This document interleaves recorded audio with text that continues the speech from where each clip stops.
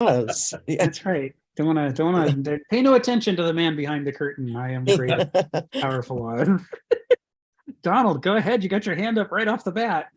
Yeah, that's because I wanted to ask a question of you about the sentence right before the first sentence in this, the last sentence of the previous discussion, where we ended with not all citizens, much less all humans, are so competent to think or rule, about the Greek Aristos or Aristoi here. But there's a further question, and I know I'd like to hear you address it. It's not, why would the competent have the desire? I mean, they don't need to rule. They are self-ruling. If just left alone, they'll live perfectly fine lives. Are they obligated in some way to share this with others, people that can't? I mean, I'm not so much in our society, because those that are competent to think or rule are never given the opportunity. They're actually excluded. So it doesn't make any difference. But even say in the Republic, when the philosopher leaves the cave and goes up and sees the sun and finally is freed of his delusions from the shadows, why would he ever go back? But, I know why. In fact, I suspect he doesn't. He might wish he didn't. I might wish he did. But there is this, I can think, Kenneth once said, I should consider running for city council in a small town or something like that. And I can tell you how much interest I had in that. It would be a complete waste of time and money. But maybe there's something, it's not just competency, because the Greeks had a system where those who were competent were obligated to rule. Yes. But, here it would require, you'd have to, I don't know. In the United States, I would say that any person that seeks elective office shows his disqualification for it right there. What was it? I think it was William Buckley, when I was a child, once said that he would rather be ruled by the first 2,000 names in the Boston phone book than by the faculty at Harvard University. The thing is, in Athens, with the exception of the generals, which were elected, all the other public offices were randomly selected, because the pool from which they were selected were all competent and all recognized their obligation to perform these duties. So wrap it up. So, one of the challenges we have looking at classical Greece as a class society, it has a split between the actual aristic class and the Aristoi. They do not perfectly coincide, right? Because remember, the evolution of the development of the theory of the Aristoi starts out as self-justification for why we're dominating these other people, which wasn't because of excellence, but was because of ruthlessness and military prowess originally. Gilbert Murray talks about this in 5 Stages of Greek Religion.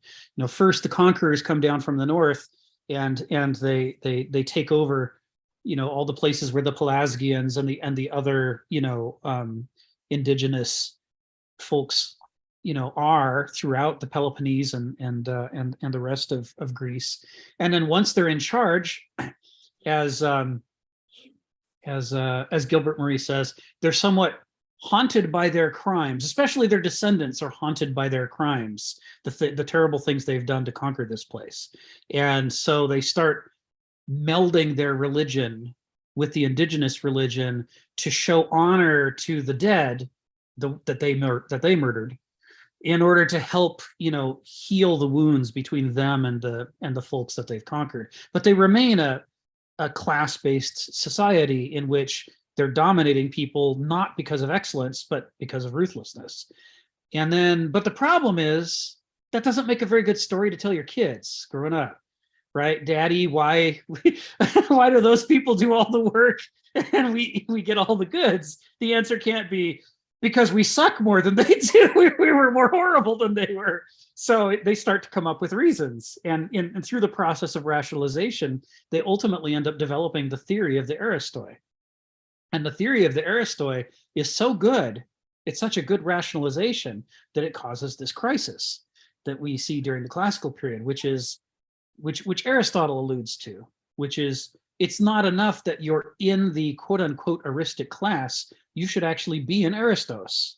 And even if you're in the Banausic class or the Dulic class, if you're an Aristos, a properly run society, you should float to the top, because the things you can do are the things our society desperately needs in order to not annihilate itself.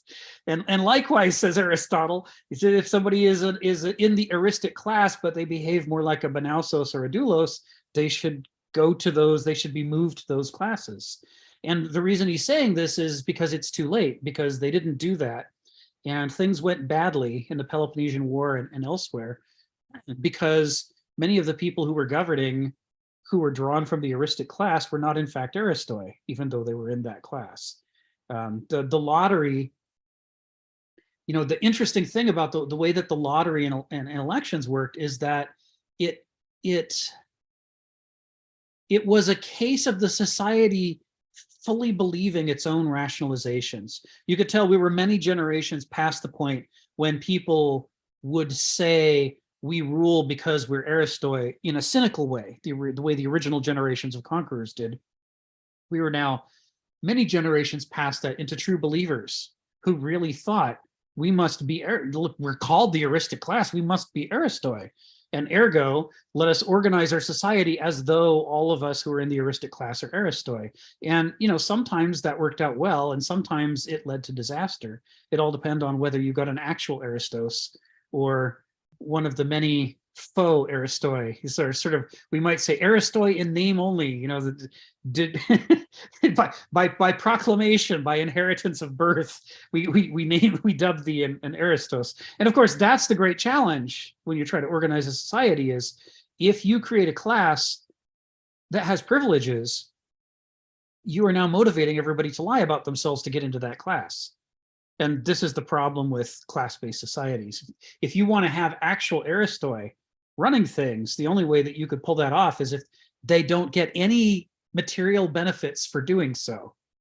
If they don't live any better than everybody else, if it's just a whole truckload of extra work and responsibilities, then the Banausoi and the Duoloi will mostly run away from those jobs. But if the eristic class is the class that gets the big houses and doesn't have to work, and they got gold and they get the nice food, and well, then everybody wants to call themselves an Aristos, right? The problem with the class-based approach to Aristoi, where there's rewards entailed, is that it totally underestimates the extent to which people will lie to themselves and others about who they are in order to get what they want. And now we're back to Heraclitus, right? So I think the problem is actually worse than we see in classical Greece, because in classical Greece, to be in the eristic class came with some rewards.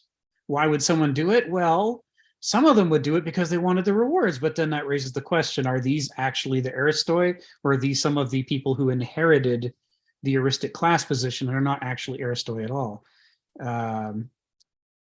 You know, aristoi, the longer someone develops in an heuristic direction, the more frustrated they become with the people around them. Because you got to remember, every aristo starts out as we all start out. We're born in begriff. We all begin in that native matrix of direct electric contact with our feelings and sensations, and we only pull ourselves out of that into the development of Verstand, and then eventually into the development of Vernunft.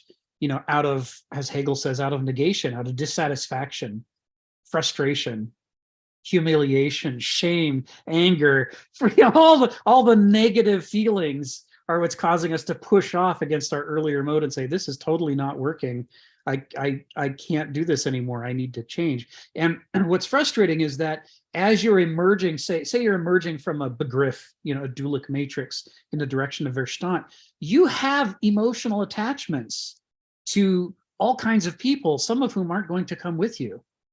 And some of them are going to call you names, like nerd or whatever, for not staying with them in their social relations. There's an enormous amount of frustration and heartbreak associated with the negation, a social heartbreak and frustration. And the same is true, when you move out of Verstand, you move beyond strict intellectualism, and you start to try to get back to a more whole-minded approach in which you're using gnosis as well as noesis. And what happens? Well, Kenneth writes about this a lot in his parables and elsewhere. He says, what happens is all the intellectuals point at you and call you names. Oh, you're emotionalist. Oh, you're subjectivist. You're not a real intellectual. You're not actually intelligent. You have this naive, attachment to subjectivism. And of course, in modernity, you get heavily punished for moving in a heuristic direction away from a Banausic direction, even above and beyond the normal sorts of push and pull. So the question you're asking is heavily loaded, because there's by the time you start to develop heuristic impulses, you come with an enormous load, a huge freight that you're carrying from your life of grief and frustration and anger and all these other things that have driven you to it, right? Nobody does it. No infant, at mama's breast having a lovely time says, what this situation calls for? Philosophy. Right? It doesn't seem to call for anything. They're happy, right? It's you get there, the owl of Minerva only takes flight with the fall of night, says Hegel. So what would make someone who had managed to isolate themselves sufficiently from the rest of humanity, or to have a small group of friends who are minimally annoying and are more rewarding because they can engage in heuristic things with you? What on earth would make you want to go back and spend a whole bunch of time with Douloi and Banausoi, who are all going to misunderstand you and call you names and accuse you of things? Well, how did you get there in the first place? Grief, anger, frustration. Those are the things that are gonna drive you to want to to engage in politics, which is to say, if you don't, you're going to be governed by Douloi. It's like, what's worse? I'll tell you, watching everything be pulled apart around you, right? And part of what characterizes an Aristos, unlike a Banausos, is that you are conscious of your emotional attachments to all these other people. They may frustrate you. It's like family, right? Family can frustrate you in a way that strangers can't, but you're still attached to them. They're still your family. Even if you separate yourself from them, there's some part of you that can't ever break that tie. And to be an Aristos, Kenneth talks a lot about the ethos of detachment and separation, but the only truly detached separated person, or the only consciously detached separated person, is a Banausos, who has abstracted themselves away from reality. To journey from Banauseia towards Aristeia is to re-engage with all those attachments. Now, you may try to hold them at arm's length consciously and say, well, I want these things, but I'm not going to be ruled by them. But you're still attached to them. And so you still can't help caring about all these other people. And certainly it's not just a selfish motivation, that is to say. It's not just because you inherit the worst of all possible governments if you decide never to engage in politics. It's also that, to be an Aristos is to care. I wish I would have heard you say this back in school when I had to write a paper on Henry V, Shakespeare's play, which I really like, about young Harry having to give up his drinking and whoring with Falstaff and become a king.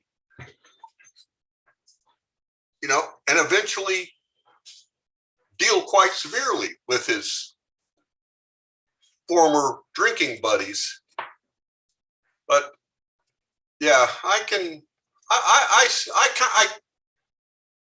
see how your answer is running. I once, my young programming career, my manager came to me and he said, "I'd like to promote you to be a group manager, and stuff." And I said, "No, I'm just interested in the computers, not the people." And he found the worst SOB in the whole section and made him my supervisor. And then about 6 months I came back and I said, "Mike, I can't stand working for that guy anymore." And he says, "I've been waiting for you. There's one way you can get a better manager. Do you want the job?" So, yep. But so I guess that you don't leave behind some of those connections, that it wasn't a group of strangers, perhaps, in the allegory of the cave. Yeah. Might have been his mother. It was Falstaff and your drinking and whoring buddies, right? Maybe. Right, we're connected to each other even when it's shameful, right? It's like to be a Banausos isn't really to be disconnected, but it's to believe that you're disconnected because you shoved all the grift parts of yourself down into your unconscious and you're clinging to these abstract versions of yourself. You're interested in your rules and your social climbing and your logic and blah blah blah. But of course, like Freud has a field day defining all the defense mechanisms at work in the civilized Victorian gentleman, because the parts you aren't looking at are ruling you, and they're the ones that make you think this or that line of argument is persuasive or reasonable, when actually it's, that girl's hot and I want to spend more time around her, and if my logic runs this way, then I'm obliged by my own values and principles, quote unquote, to go spend more time with that person. There's this way in which the intellectual is more emotionalist than the doulos. It's out of control and unconscious instead of conscious. So to journey from Banauseia to Aristeia is partly about exhuming, excavating, unburying all that stuff that's at work in us so that it can't be in charge of us. So that we, instead of just trying to master it in the sense of suppressing it and denying it, we master it in the same way that you master gravity or electricity, by respecting it and being aware of it and taking it into account. So, yeah. And, having the world fall apart so that I can spend more time on my hobbies is not ultimately as rewarding as it might sound. The desire to get away from it all ultimately turns into, the law of unintended consequences. I see you came off here. Well, yeah, I see that the path to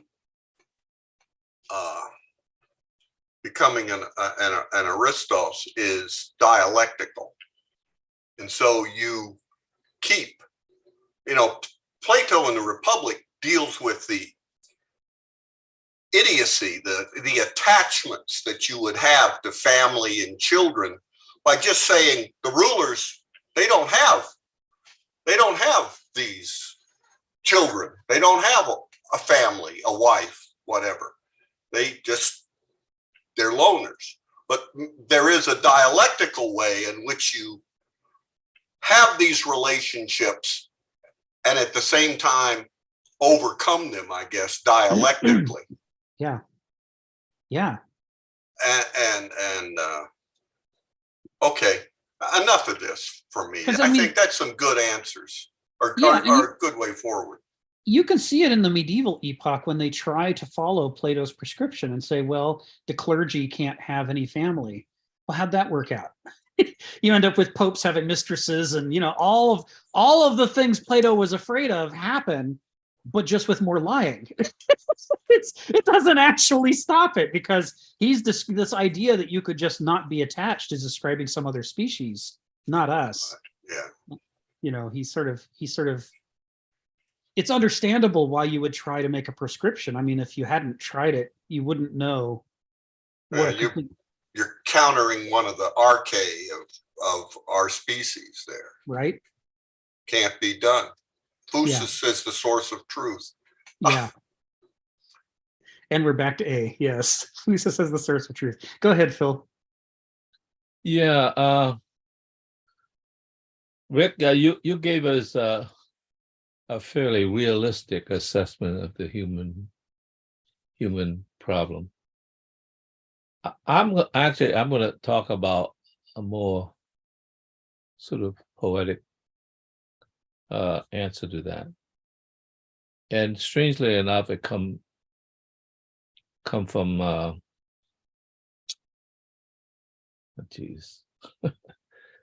Eliot.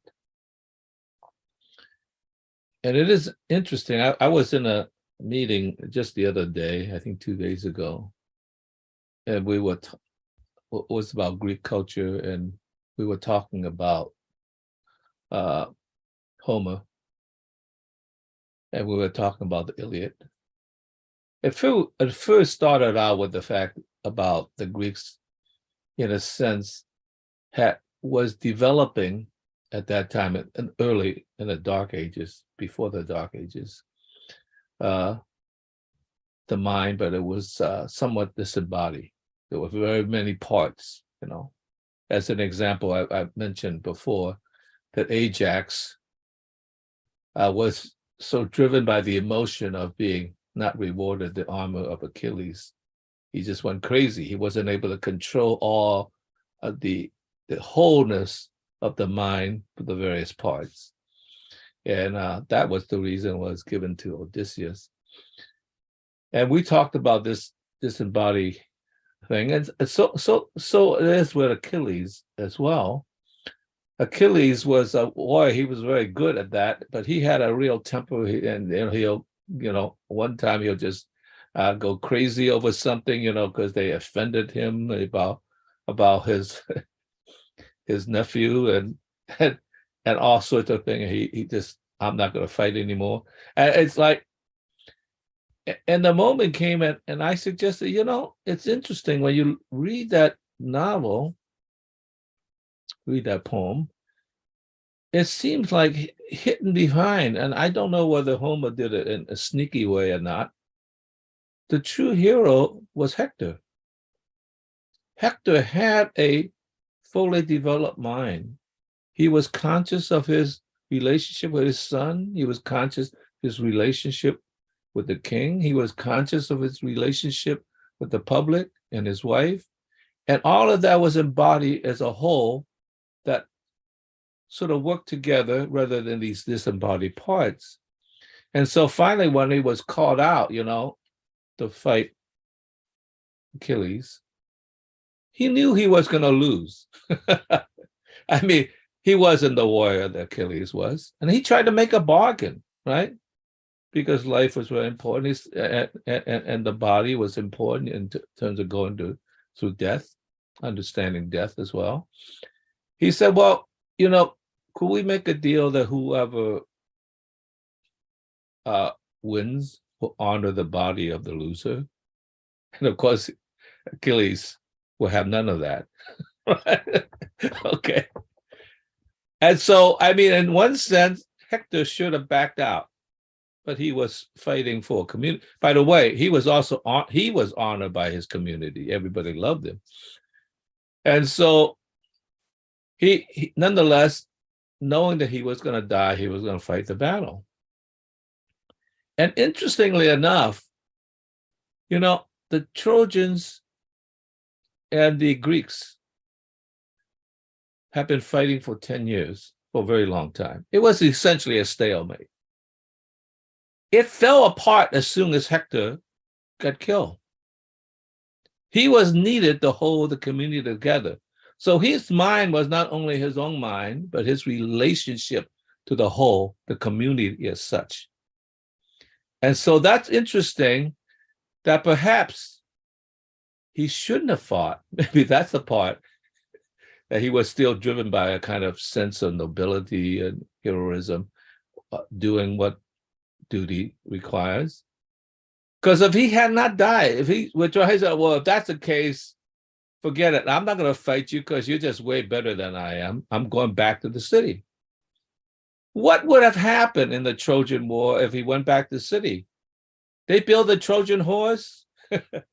He would have said, no. Don't let the Trojan horse in.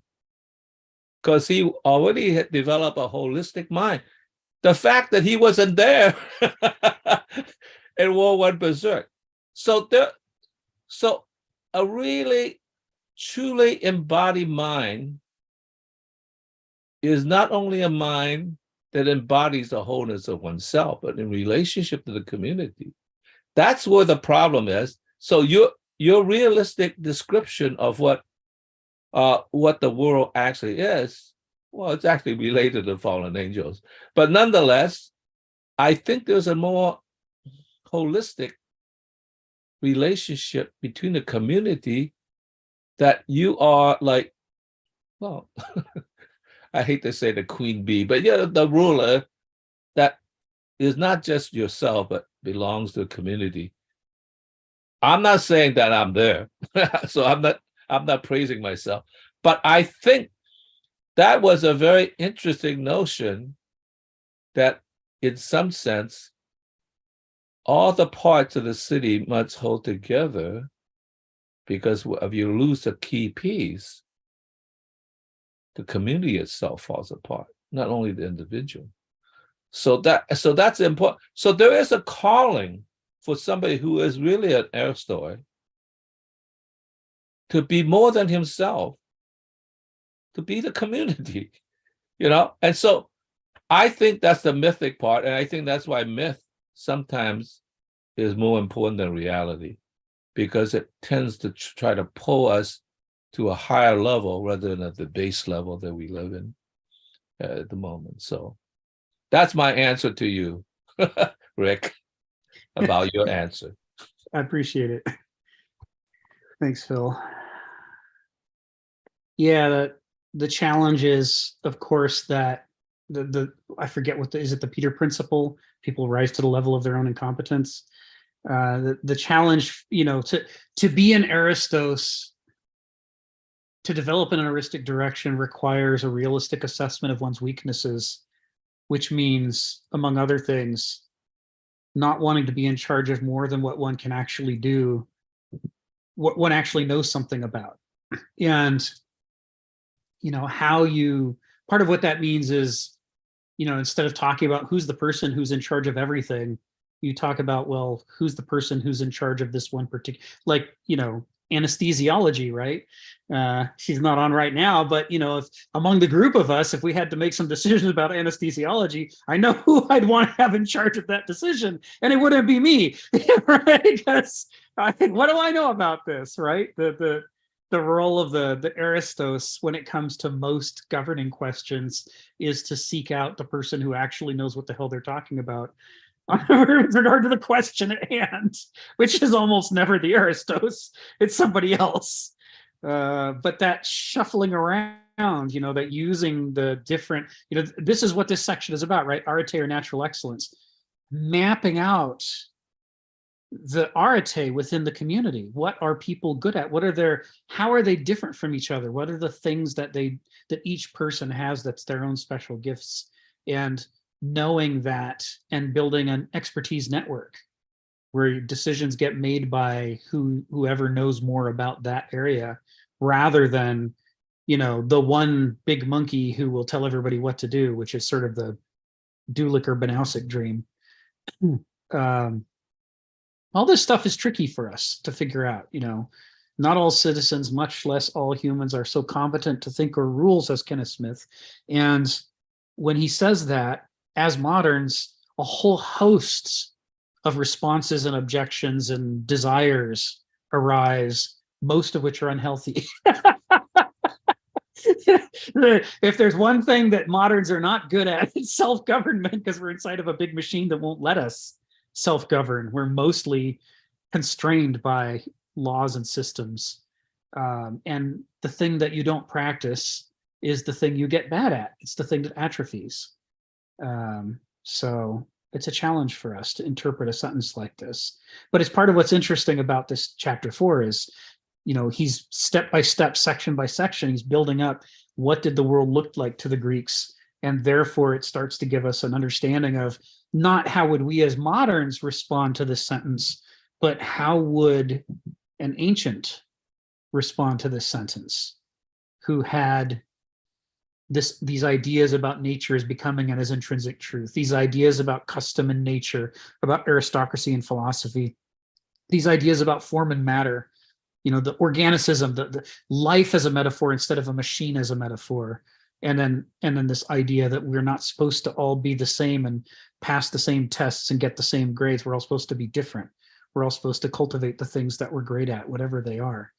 And it's the purpose of society to help that cultivation. All of this stuff, we start to put it together, and we're not done with chapter 4 by any means, but we're at the point where we can start to see how our response to that sentence from an ancient perspective would necessarily be very different from any of the reflexive, knee-jerk modernist responses that come to mind. It's a different worldview. And it's Kenneth he's not done with the chapter. We're only partway through, but he's making his argument successfully that what we're talking about here is just a completely different way of seeing the world and oneself. And what is a citizen? What is a human being? What is thinking? What is ruling? What is competence? Every one of these things is different if you're an ancient than it is for us. So I put up the paragraph that we had last week. We got through most of it, but last few sentences are still ahead of us. We were talking about moral isotropism, right? We were talking about the idea that you can't be a good person if the only reason you're good is that you're constrained from being bad by a system of laws, economics, God, whatever. If it's only fear of hell and a craving for heaven that makes you, not murder your neighbor, then you're a bad person.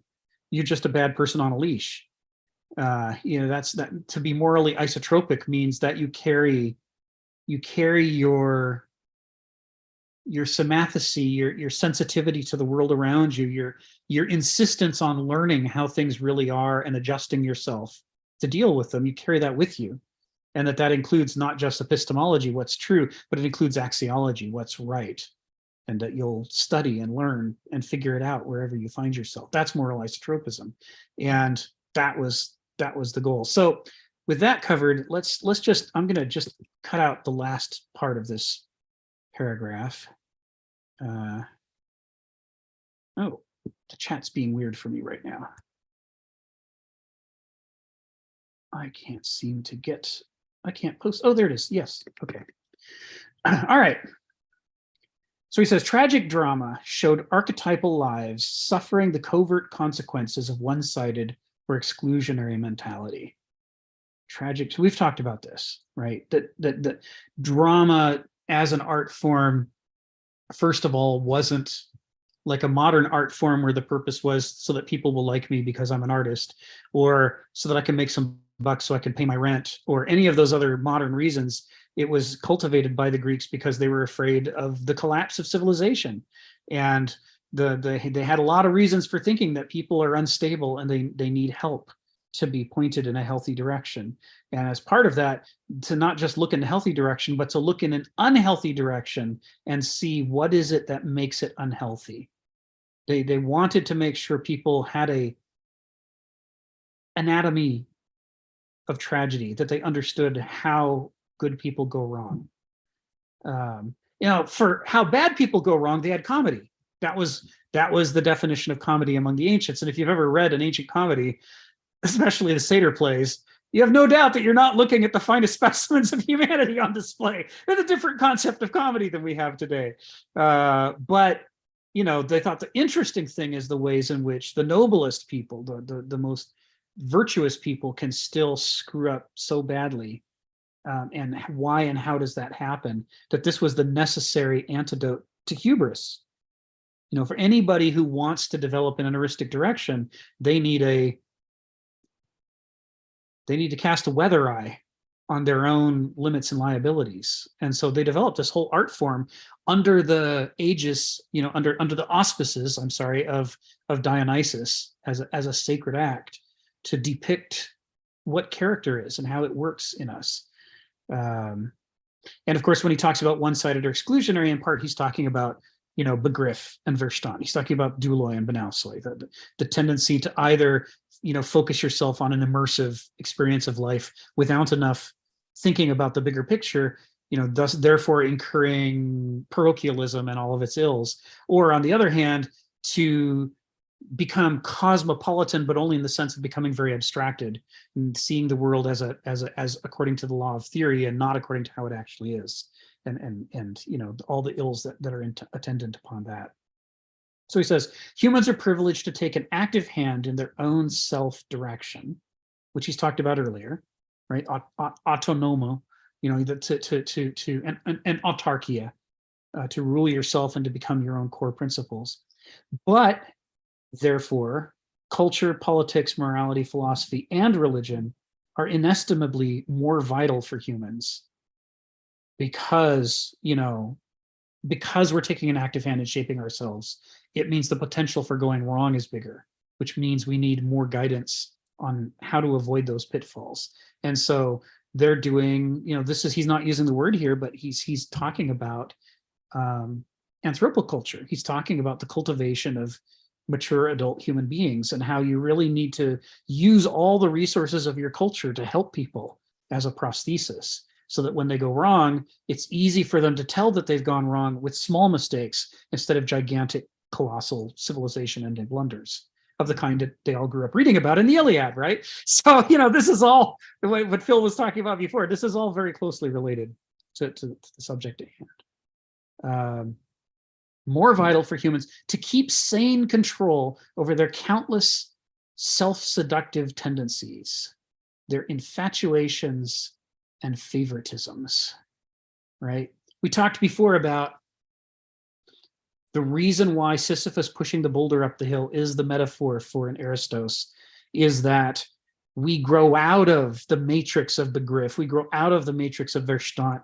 By the time we even think that we want to become something more than that, we already have heavily developed faculties within us that know us like the back of their hands, that they're not tools we pick up and put down. We're almost the tool that they pick up and put down. Our dualic tendencies, our Begriff tendencies, they know us like nobody else will ever know us. They know where all our buttons are. They know how to seduce us back to falling into Begriff habits, dualic habits. And it's the same for Verstand, the period that we spent intellectualizing, all those reflexes, the tendency to avoid the anomalies of reality and focus on the beautiful theories. This is a reflex for anybody who's trying to become an Aristos. They spent time struggling. They spent time embracing that and developing it to become almost like another personality within them that's constantly calling them back. Oh, you don't want to, no, don't go do that heuristic stuff. Come back where it's safe, where it's clean and tidy and well organized and rigorous, right? We have all these value judgments within us that are singing their siren song and that know which verses particularly push our buttons to lure us back into over intellectualizing and abstracting. All of that's within us at all times. And to be an Aristos is to know you've got those choruses within you calling you away from the path you're trying to go on. And they're really good at what they do. They really know how to seduce us back to one or the other, because they've had more time with us than anybody else. And our budding heuristic tendencies, our quest for Vernunft, is young by comparison with how long we engaged in Begriff and how long we engaged in Verstand. Those are really old, powerful habits in us, and the Vernunft struggle, by contrast, is it's got one arm behind its back. It's a toddler by comparison with the powerful strength of these other parts of ourselves. So when he's talking about infatuations and favoritisms, as a modern, we're used to flattering ourselves all the time, flattering modernity, flattering our country, flattering our religion, flattering our language, flattering ourselves, flatter. There is a aversion. When you first start reading Kenneth Smith and you see these references to infatuation, favoritism, delusion, there's a tendency to look away. I was reading one of those articles about CIA agents talking about how they avoid detection, and one of their tricks is if someone starts to notice them, they do something embarrassing like pick their nose, and people look away. They can't help it, and they put them out of their mind, and voila, on the verge of discovery, I'm suddenly ignored, and I'm back to hiding again, because people can't control within them the instinctive aversion. They don't want to see that. And they don't want to think about it, right? Because that's a part of themselves that they've been trying to, the little toddler within themselves would love to shove its finger up the nose to the third knuckle, but the adult part of them is like, no, we don't do that in public. We see somebody doing it, and the mimetic part within us is like, ooh, we could do it, put the finger up the nose, and the adult part's, no, look away, do not be tempted, little toddler self. It's gross and icky, stop it. And we don't even know there's this whole psychodrama happening inside us when we look away, and suddenly he got away with it. So in the same way as moderns, we start to read things that sound cynical or sneering, or any criticism starts to feel to us as though it's cynical. We see references to infatuations and favoritisms, and we want to skip past this part of the sentence and move on to some other sentence that's less judgy, that's more positive and upbeat. But in doing that, we're missing the whole point, which is judgment is the faculty. According to Hannah Arendt, right, calls the third faculty Vernunft. She calls it judging. And Kenneth talks about it as well. He says, tasteful discrimination, sober, mature judgment is the thing that characterizes Vernunft. And that means not just that we look at the things we like and praise them, but that we also look at the things we don't like and we excoriate them. And that includes within ourselves. It's like, yes, we need praise, but we also need criticism. And sometimes condemnation, not, unto hell, but condemnation of I don't ever want to do that again, right? Why when I've got all my adult relatives on both sides have all been alcoholics and all spent time in the bottle, why have I never done that? It's because I judge myself on this, right? If I were not so strongly judgmental, I couldn't overcome the very strong drive to pick up a bottle and just lose myself in it, the way that a normal person wouldn't, right? Well, excuse me, Rick, you've ever had the feeling that you might have been a born alcoholic, though? Oh, yeah. I went through a period of alcoholism, and one of my discoveries was I was a born alcoholic. Right. Genetic, It right? was always there. I was born with the demeanor, even though in my early 20s, I barely touched a drop. Right. I was born with that spirit. Right. Me too. It was there in the ancestry. Well, for example, I discovered that my ability to metabolize alcohol was probably about double what the ordinary person's was. I could drink a heap and get down to zero in the bloodstream pretty quickly. Exactly. You have the power. I looked at myself and I realized it's like I've always lived from the moment I was conceived with the born after effects of alcoholism, even though I hadn't drank. Yeah, me too. Me too. Yeah, my wife doesn't have the gene. You know, she can have a glass of wine when we go out to dinner, and then we go home and she doesn't have, you know, 2 or 3 more, and she doesn't have one the next night or the next night. It's just, you know, the next time it's a nice occasion, she might have a glass of wine again. It doesn't have any profound seduction for her. Whereas if I even smell her glass of wine, my whole mouth salivates instantly. And I've never spent any time as a practicing alcoholic, right? That's not a response to learned experience. That's genetics, right? So if I have this powerful drive to crawl into a bottle, why don't I do it? Well, it's because I looked around my family at all the disasters that were happening in my life that were caused by people crawling into the bottle. I had to build within myself compassion for them, but contempt within myself toward my own desire to crawl into a bottle. It had to be as strong as the desire to get into the bottle in order to balance, right? This is the dialectics. The force had to be sufficient. If it wasn't sufficient, in I would go. So, but alcoholism is just an example here. When he's talking about infatuations and favoritisms, of course, he's alluding to Kierkegaard and the discussion of delusions and ideologies and how they please us, how they satisfy us. He's talking about advertising and PR campaigns. He's talking about all the ways in which, whether through our Begriff or through our Verstand, we are naturally waiting to be seduced, eager to be seduced, whether we know it or not. And if we can find all those places and catalog them and learn how they work, then we can resist them. But if we don't study it, because modernity teaches us to have an aversion to negativity, if we just look away, oh, infatuations, this is an unpleasant part of the sentence, I'll just skip past, then, you know, it's going to be like the person who's only good because they've been on a leash all their life. You know, the very first time we run up against one of our own potent infatuations, we're going to be pulled off course. This is that Greek term, hamartia, which is how the New Testament Greek writers translated sin. It means missing the mark, right? It's an archer's term. Hamartia, you know, to what we're trying to develop within ourselves is to understand ourselves well enough to know how to hit the mark. And that requires knowing all the ways, all the winds that blow within us to knock our arrow off course. What are the currents within us that we have to master? So, yeah. Phil, go ahead. Oh, there you go. Yeah, this leads into what I want to say. Well, very well. It's complicated, but I'm going to try to say it. Like,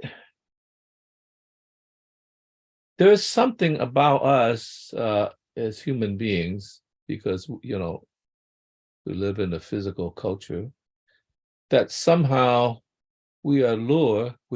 Almost all of us have a weakness for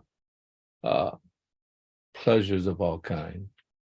I mean, that just seems like a natural instinct, almost. And, you know, and Jeremy Bentham really coined it in a way that sort of makes sense, but on the other hand, is really a debasement of culture, you know, the hedonic calculus, you know, get as much distributed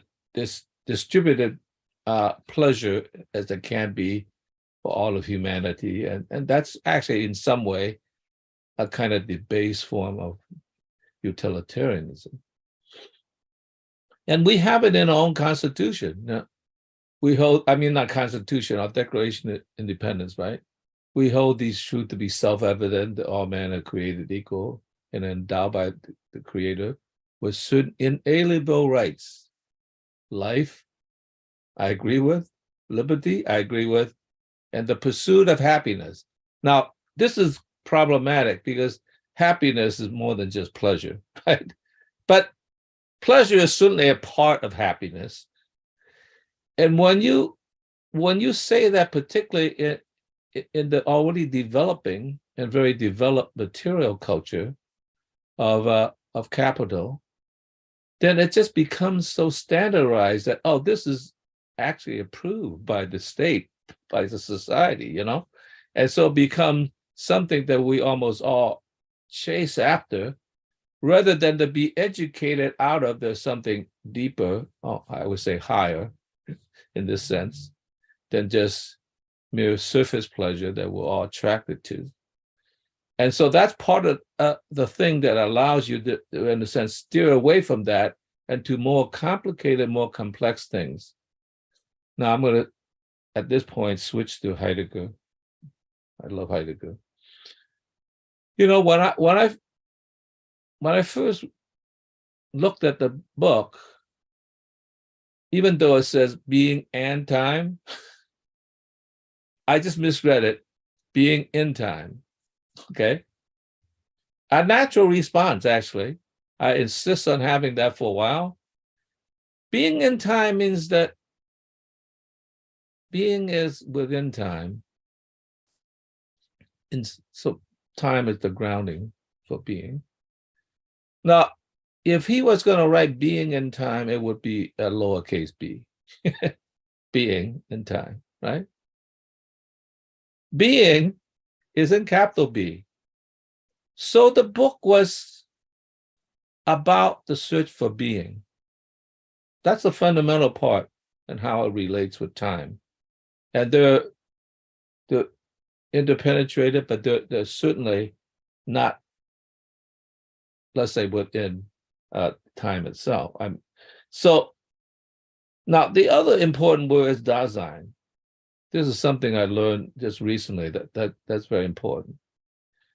Now, he put such a focus on Dasein as the individual, right? The individual from the crowd who in search of being, essentially, the calling of being, in search of being. Because, you know, the world is very complicated. Life is very complicated. And finding the meaning of being, in this case, maybe existence, is problematic. And he also has the concept of the horizon. Being, because it's not in time, is outside of time. How you see being as it emerges into time.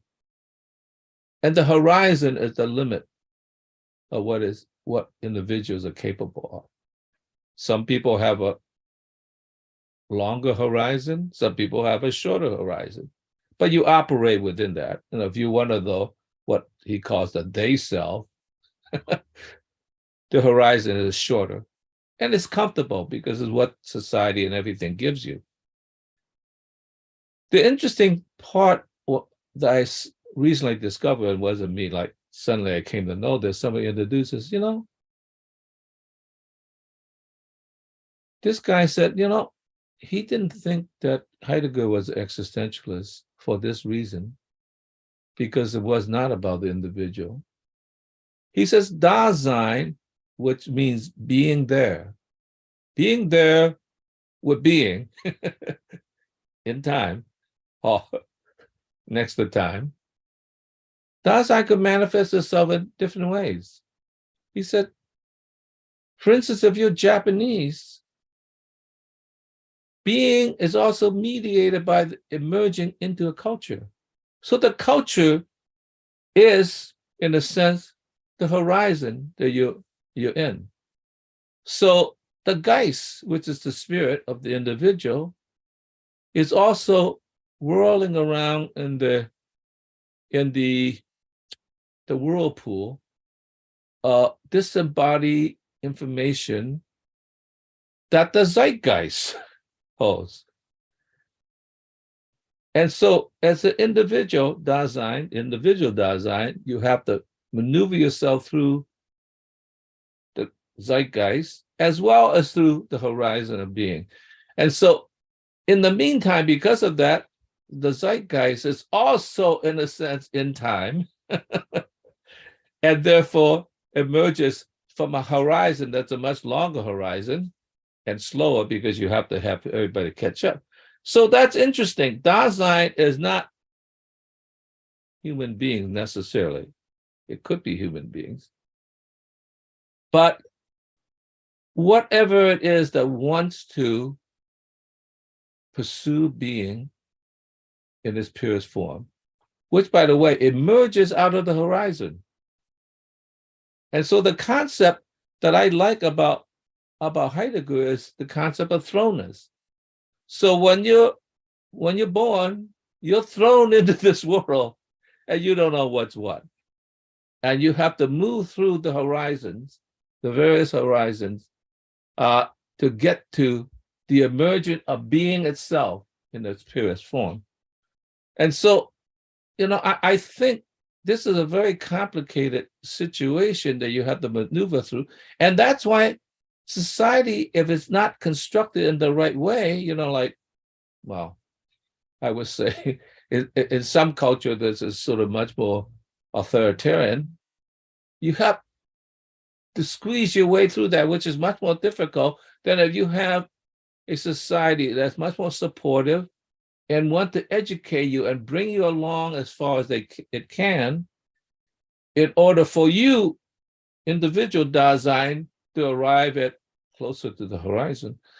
And I think this notion of understanding that Dasein is not just mankind, but anything that wants to pursue what being is, which is emergent.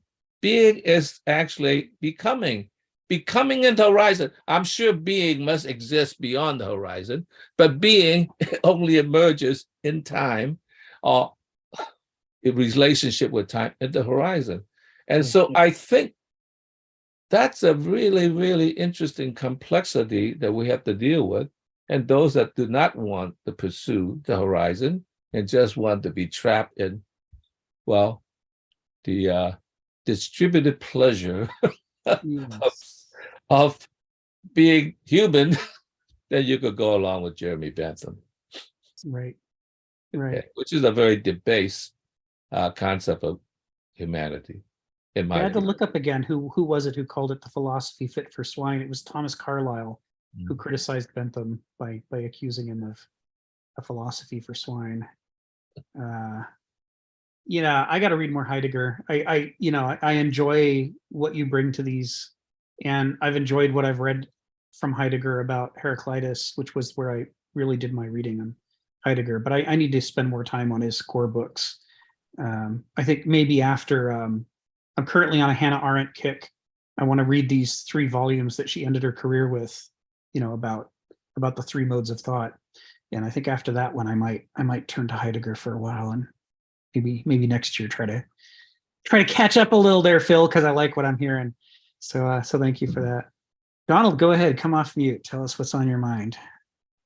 Oh, I wanted to ask Phil something about Heidegger. It seemed to me from my childhood infatuation that, the book Sein und Zeit, if it were Sein ohne Zeit, being without time, we have Parmenides, because there is no becoming without time.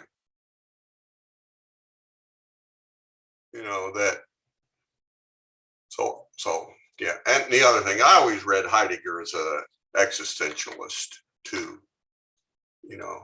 but I think there's a real reason it's being in time. I think he is an existentialist. I think what Heidegger is, he actually is a guy that equivocates in and out of existentialism. But all the existentialists love him. But I think he kind of insists that he wasn't. I think that he does these things in what I would say phenomenologically. So he's not tied to some scientific interpretation of matter or being or what little b being, that he's just how these things appear as phenomena.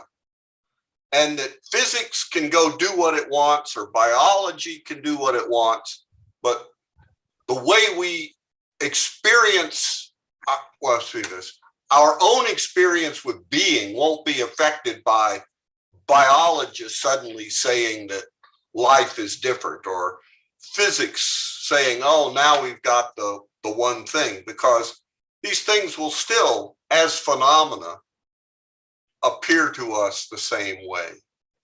So he's sort of that. But I'll have to say, I liked his sort of, I have a whole bunch of his books. And the ones I like the best are little tiny books where he sort of just plays with Greek into German or something like that. That sort of does a little translation.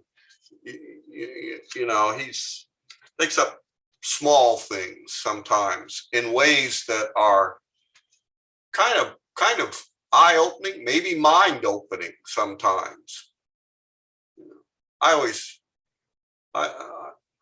just haven't read him in decades, that's all.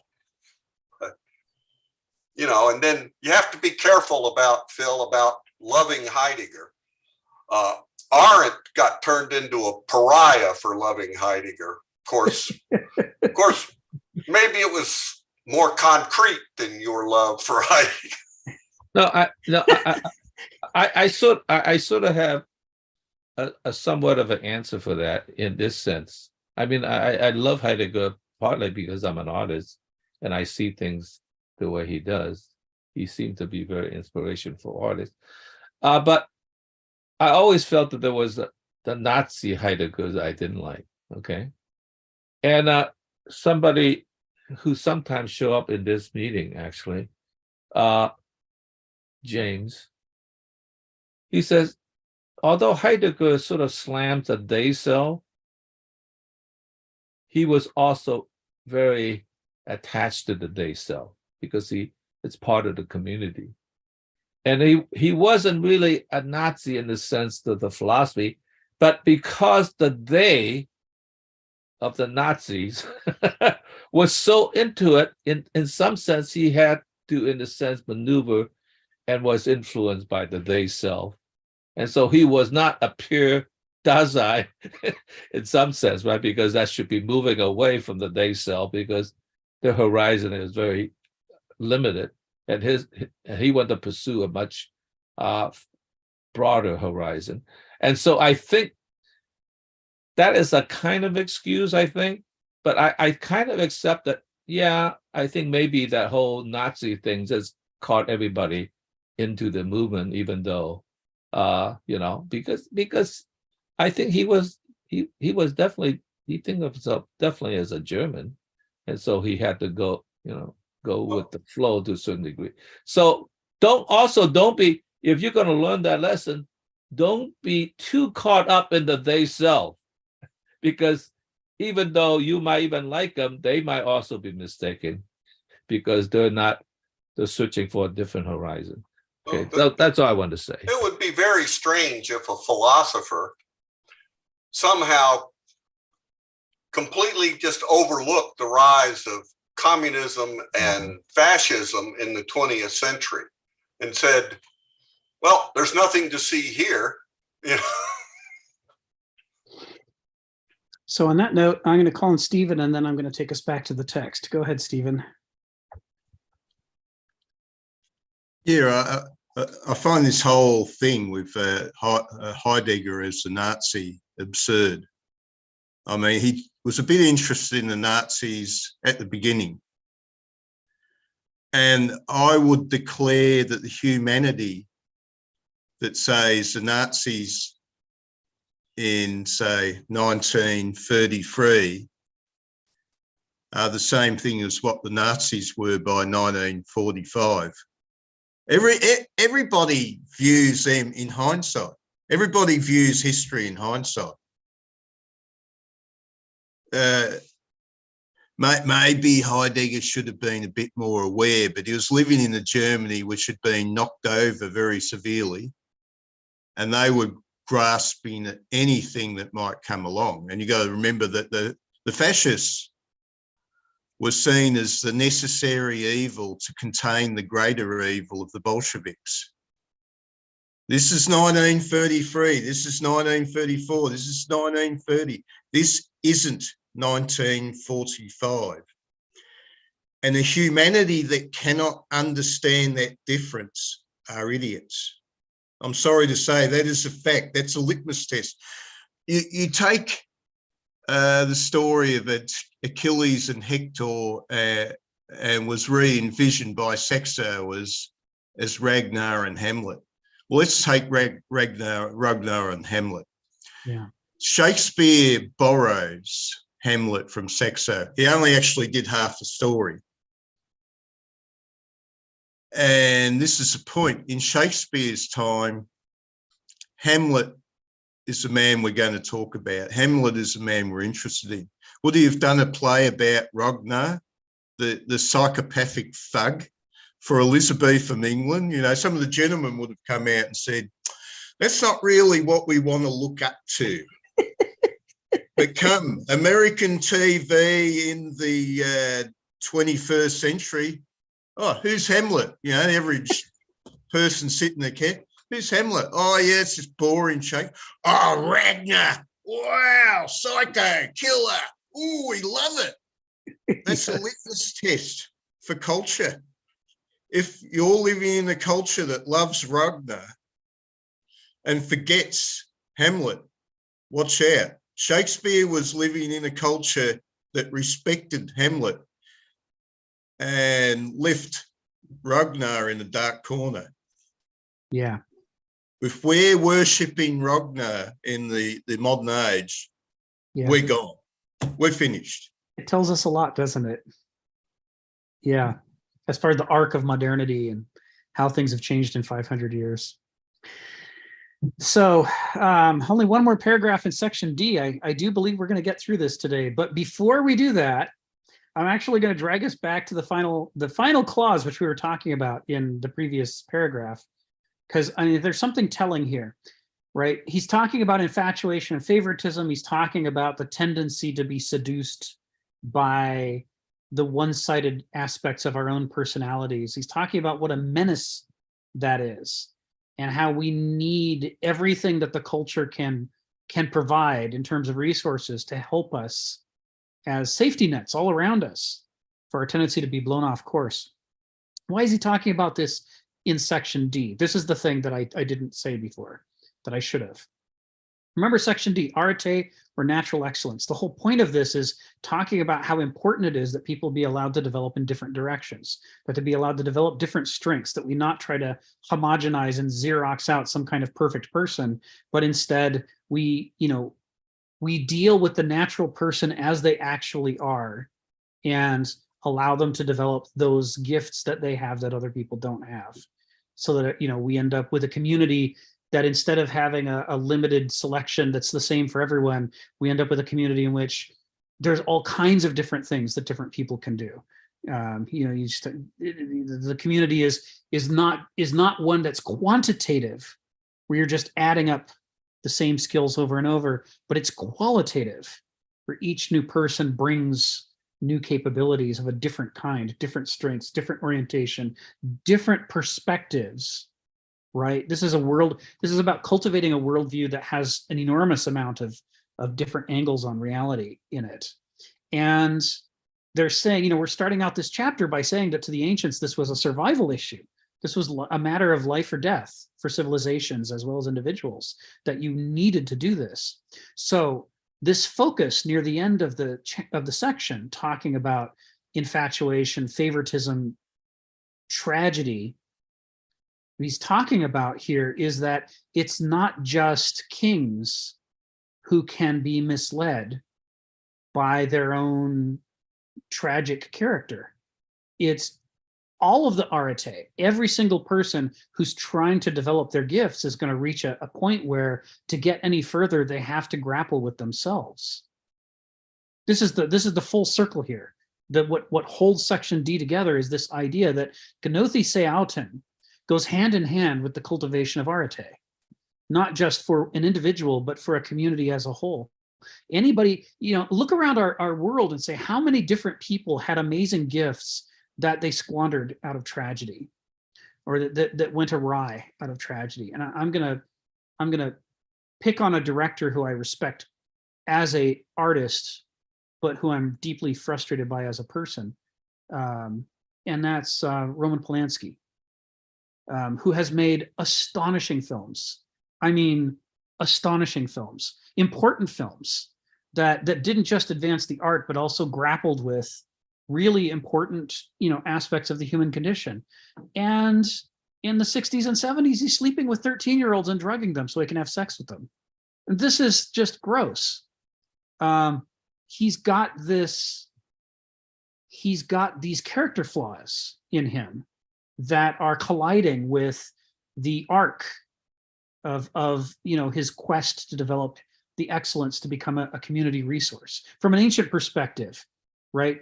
I mentioned hamartia, missing the mark. He's not accomplishing what he could for the culture because he has these defects, these tragic defects in himself. And to anyone who doesn't understand the tragedy of it, remember he's a Holocaust survivor.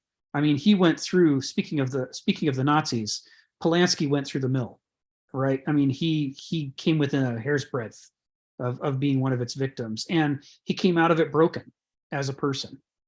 And the desire to return to the safety of childhood, or the safety that his childhood was denied, goes hand in hand with why he's sleeping with little kids. I mean, he's got this part of his personality of his character that's stuck, broken, where it got broken by the Holocaust. And as a result, we aren't able to see the full scale of what he could have taught us if he'd been a less broken personality. His culture's failed him, right? Culture, politics, morality, philosophy, religion, all these things that are inestimably more vital for humans to keep sane control over their countless self-seductive tendencies, their infatuations and favoritisms. And I like a lot of his films, but I think the one I want to call attention to is Chinatown.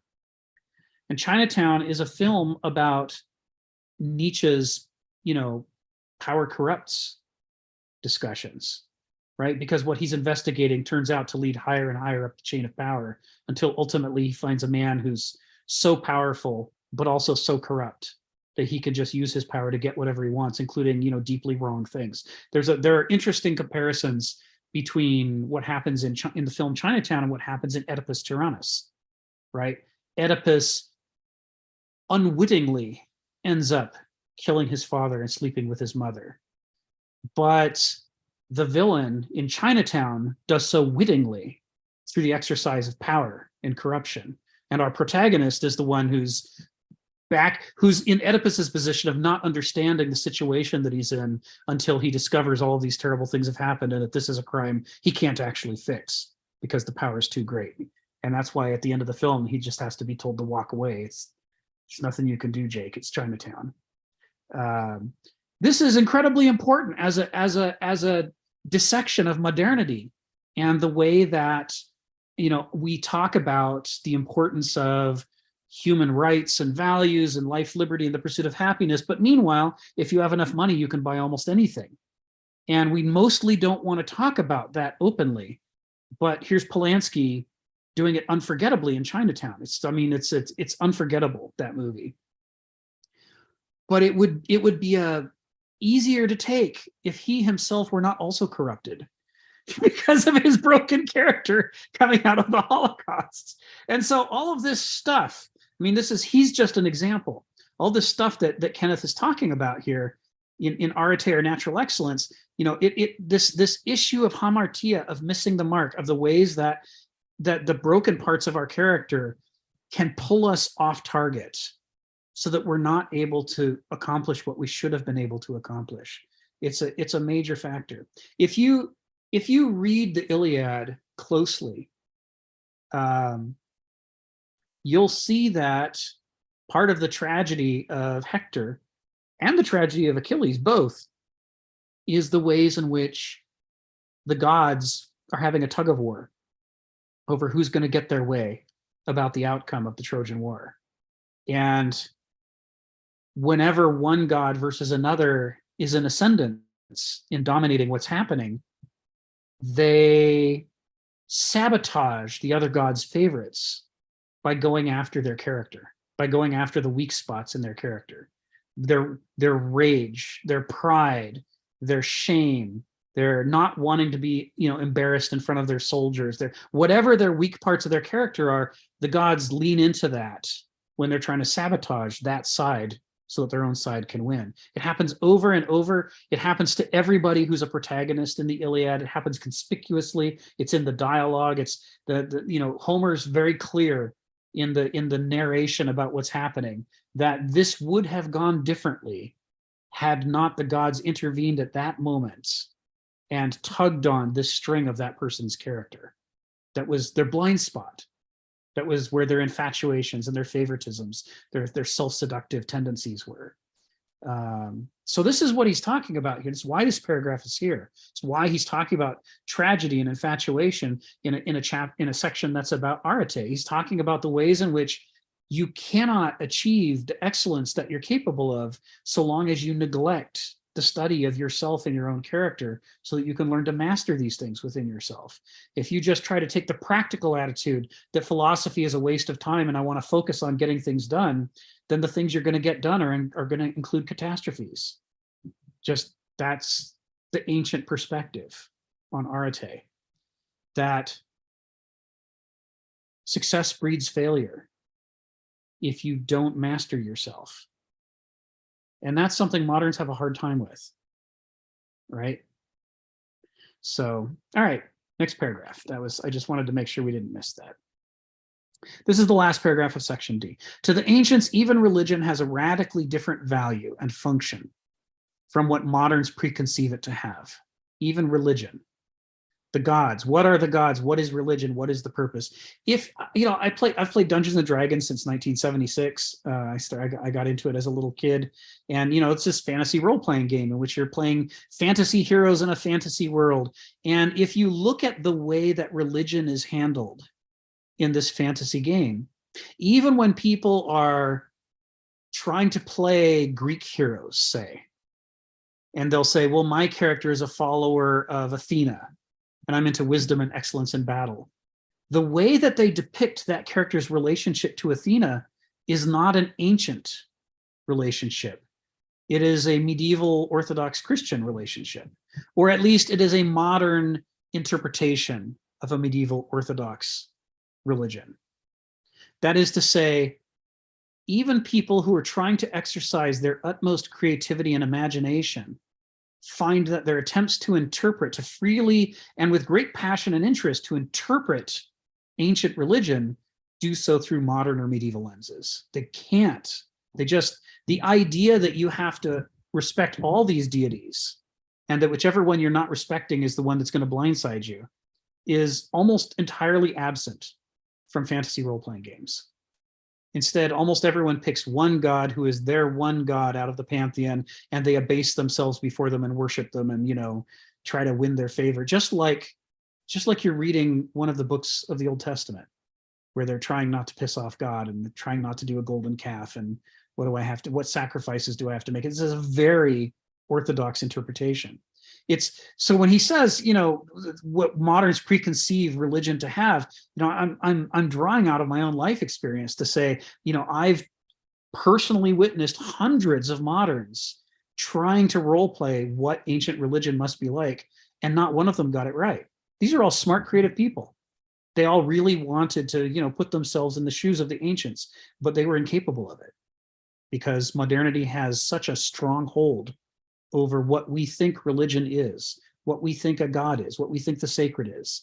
We preconceive those things like Procrustes with his bed to such an extreme degree that there's a shocking lack of diversity, even in the places where we are most trying to be diverse, where we most imagine that we're diverse. We're nevertheless conforming almost entirely in our approach and not realizing it. So then he says, religere, related to diligere, means to take proper care about the most important matter, right? As this is an etymological derivation of religion that he's exploring. It was popular in the mid-20th century. I don't know today whether everybody agrees that religion comes from religere, but it might. He says, in utter opposition to negligere, or unconcern about the most important matters. So what is the purpose of religion to an ancient? It is to remind us what are the most important matters, so that we do not fail to pay attention to them. We do not fail to respect them. So that in the winds and tides of our infatuations and favoritisms, remember, this is right after that sentence, right? As we're swung one way after another based on all of the pushes within us, our ideologies and our addictions and our cravings and our desires, we don't lose track of the things that if you lose track of them, your life becomes a catastrophe. That is the point, religare, to pay attention, to not forget, to notice, to stay oriented. Like a ship at sea, you want to have a compass that keeps pointing you to north no matter which way your ship is spun about. And to the ancients, that was the purpose of religion, is to be that compass, to help pick out the parts of nature that you can't afford to ignore. As anciently understood, religion does not foster fanaticism, self-righteousness, dogmatism, persecution of deviant beliefs. Now, of course, you can watch any number of historical films that will tell you quite the opposite. Modern films, of course. Modern films depicting history assume that ancient religion worked the way that medieval and modern religion work, right? So if you watch the Ten Commandments, you're going to see, Pharaoh is a dictator when it comes to religion. He's an extremist. He's cultural genocide, right? That he wants to exterminate the Hebrew religion and have his religion be dominant. But that's not the way the Egyptians worked. That's us reading it into the Egyptians because we can't imagine any other approach. We read that into the Greeks, we read that into the Romans, we assume they must have been like that because we think that's all religion can be. If you read modernist atheist works, of which we're sort of in can you call it a golden age? There's an enormous amount of stuff being produced about atheism in the last 20 years. You'll find that it constantly accuses religion of being what we see in the film The Ten Commandments, right? As though that's the only thing religion could be. The modern, whether in a religious form or an atheist form, has been so modernized that the scope of imagination for conceiving of what religion could be has been narrowed down to a tiny slit. And even the person who's rejecting religion rejects it on the basis that it must only be this limited thing that the medieval orthodoxy said it was. And he doesn't even know that in the way that he's rejecting religion is by agreeing with the religious authorities of 1,000 years of medievalism. He thinks he is rebelling, but he's rebelling against a very specific portrayal of religion and not what all it could possibly be. He doesn't know what it could possibly be. His imagination can't stretch that far. My dad is a pretty, I would say, a fundamentalist atheist. He likes to stick his stick into the beehive whenever he can. He likes to rile people up. He has some sympathies with this last 20 years of kind of ultra confrontational atheists. And we talk about this from time to time, and I needle him about it and say, this is a thing. This is a failure of imagination to us, and you should be ashamed of yourself for being leashed to medievalism in your conception of what religion could possibly be. If we take this ancient conception of religion as being possible, as being the way that things were, and there's enormous amounts of evidence that it was, then it completely changes. It must completely change the dialogue between theists, atheists, and agnostics, right? Because there's a whole wider range of possibilities that aren't even part of the discussion. What people are fighting about is this narrow interpretation and not the full big picture. So, I've mentioned it before, but just to make sure it's not forgotten, the key evidence of the difference, if we look at the Greeks and we look at the Romans and we say, what did they do when they encountered other religions? Did they form inquisitions? Did they form crusades and try to stamp them out? No, right? What they did was they said, tell us about your religion and we will incorporate your gods into our religion because we don't want to miss any of them. The catastrophe isn't diversity. The catastrophe isn't that you believe something different from us, which is what the medieval genocidal orthodoxy was about and what modern atheists imagine that religion is about, right?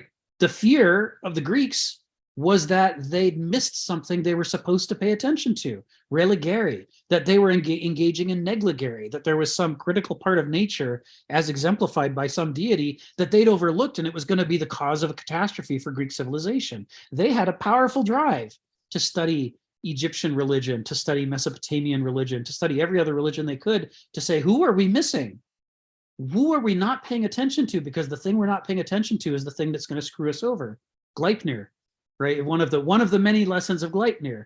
What are we not noticing here that's going to get us in trouble? And even the cynical Romans, I mean, if you need to absolutely be sure that the Greeks are not an exception and that we really are describing the ancient ethos, who could be more cynical than the Roman Empire trying to conquer the whole world? And, you know, here's Julius Caesar in the Gallic Wars saying not these exact words, but the words to the effect, you know, divide and conquer, right? He's saying pit people against each other, piss the allies off against each other, and then you can take them out one by one. It's great. It totally works. It's totally cynical. Here's a guy who's not afraid to say how things are. And yet, wherever he went, he had his army build temples to the local divinities. Even though later it became, you know, a crime not to worship the emperor as a god, even though it became a crime not to hold sacred the Roman religion, that didn't mean that they said you must suppress your own deities. They said we should add them together. They wanted syncretism. They wanted a larger pantheon of polytheism. Wherever they went, they built these temples. If you can Google this, you can Google and find pictures of all these temples that they built. And we're not talking about, you know, a little shed somewhere with a nameplate on it said there, that's good enough. They're building magnificent temples to like a deity of a single creek. Right? This is like the deity had no greater sway than this little valley where this creek runs, and yet they'll still put up a full, beautiful Roman temple, you know, at great expense, made of marble and with all the best architecture they can, because they took it seriously. So this is how you know when he's saying here that the ancients gave a radically different value and function to religion than what moderns do.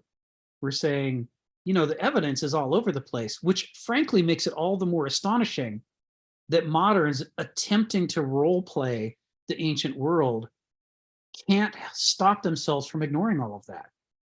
They just relentlessly keep recasting religion in modernist / post-medieval terms. It's all we can do. It's Procrustes at work. It's the man with the hammer. Go ahead, Stephen. On the weekend, I was at a lecture where a humanist was speaking, and how they're trying to take on the role of religion in some aspects and create a secular culture with the aspects of religion. And I said to the guy, well, one of the things about religion,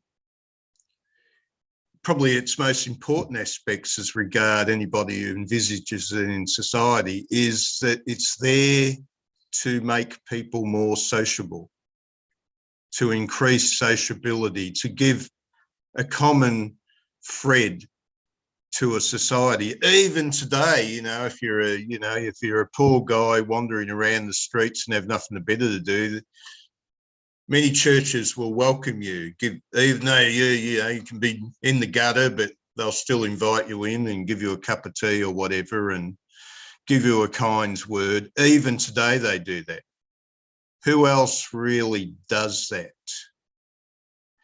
And I was saying to the humanists, I said, you've got a problem in your case that what you're saying, you've gotten rid of the God. And this was Max Stirner's problem as well. You've gotten rid of the God, but are you raising humanity as a God now? And there's a problem with that.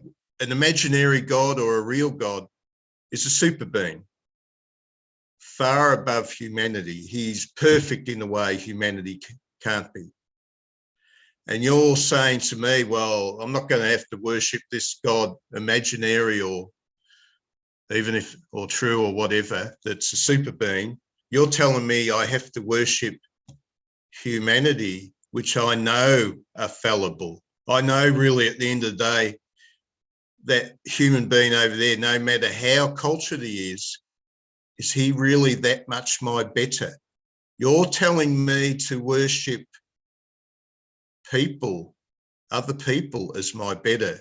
That's how we got the cult of personality with the Marxists. And it just doesn't happen. He says we can have all the good points of religion, but leave the God at the door. And the humanists could not see the problem, even though I explained it to him, would not accept that man is not a God. Right. Right. Yeah. And, you know, he talks about this in the very next sentence, or rather the second half of the sentence. So first half, which we said before, but let's say it again. As anciently understood, religion does not foster fanaticism, self-righteousness, dogmatism, persecution of deviant beliefs. And this is one of the ways in which, when we say that medievalism was a revolution that overthrew the ancient worldview and replaced it with a radically different worldview, you can see it right here on this topic. I mean, the ancients fought over plenty of things, right? And it's not that you could never be killed over religion, but, you know, you weren't seeing inquisitions and crusades and the kinds of things we see in the medieval epoch in the ancient world. It was organized in a different way. And he says, on the contrary, true piety, he means from an ancient perspective, is meant to temper these vices. Fanaticism wasn't seen as the highest form of religion, it was seen as a vice. Dogmatism wasn't seen as the highest form of religion, it was seen as a vice. Self-righteousness, persecution of deviant beliefs, none of these things were seen as authentic religion by the ancients. They considered every one of them a vice. They were all broken, distorted forms that are what happen when the wrong character types are in charge of something important.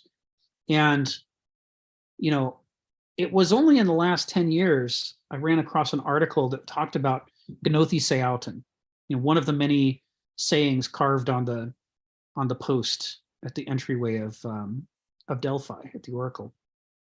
And know thyself. And so we all hear this philosophical perspective. You know, you should know your own character, you should know who you are and what your limits and liabilities are, blah, blah, blah. And this guy was pointing out, yeah, that's all true, but there's another part of it that moderns in particular are inclined not to notice. And that is, know your place. Check yourself. You're about to enter sacred precincts, and you need to leave behind your fanaticism, your dogmatism, your self-righteousness, your hubris. There's no place for any of that in this oracle.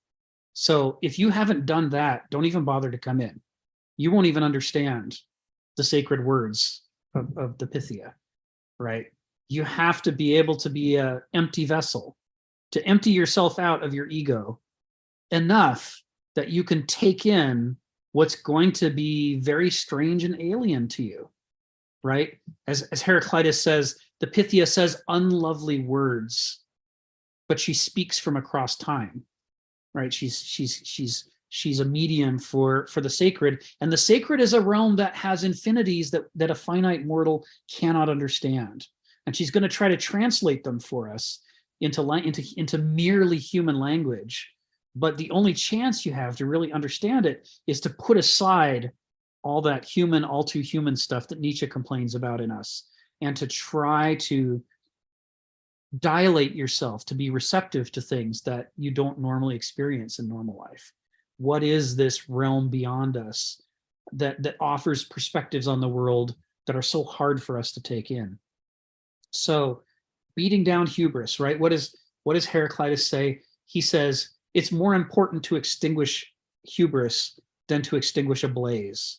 If your house is on fire, but you're also on fire with pride, deal with the pride first, because a house on fire is just a normal catastrophe, but your ego being out of control could make anything worse, including this blaze, right? If you're not careful with your ego, you might burn down the whole city.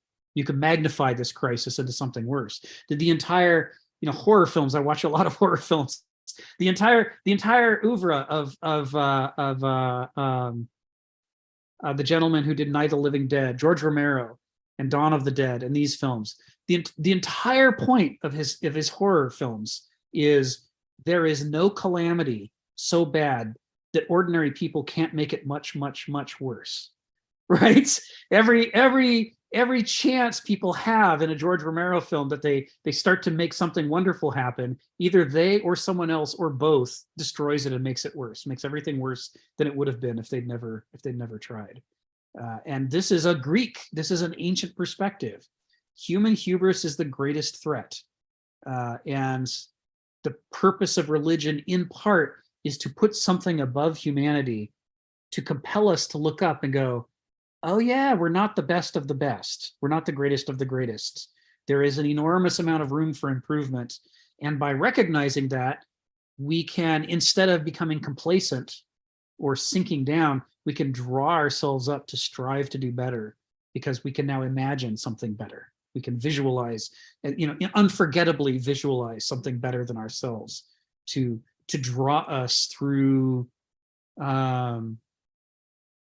partly through imitation, partly through envy, like we talked about last week. The Greeks saw envy as being a good thing, partly through humility, through a variety of things. The space above us, creates a zone into which we can be drawn. I think about it like the way an airplane works, the shape of the wing, and how the longer surface of the top of the wing takes the same amount of air that's passing by underneath, but spreads it out over a longer distance, which gives it a lower pressure, which allows the wing to rise. And this is the tricky thing about flight that we mostly don't think about very often. But it's to create an upward pressure by opening up a space we can move into. This is part of the role of religion as anciently conceived. And really, when you get that clearly in mind, and then you go back and look at every piece of evidence we have about ancient religion, they pretty much say it straight to our faces. It's really quite remarkable that they can say it as plainly as they do, and we can still not hear it or notice it and think they must be saying something else, because our blinders are so strong. Our programming is so strong to want it to be what we think that it must only be, and can be nothing other than that. Phil, go ahead. You got your hand up.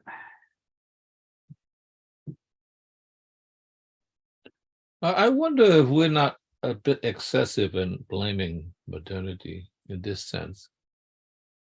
I just wonder whether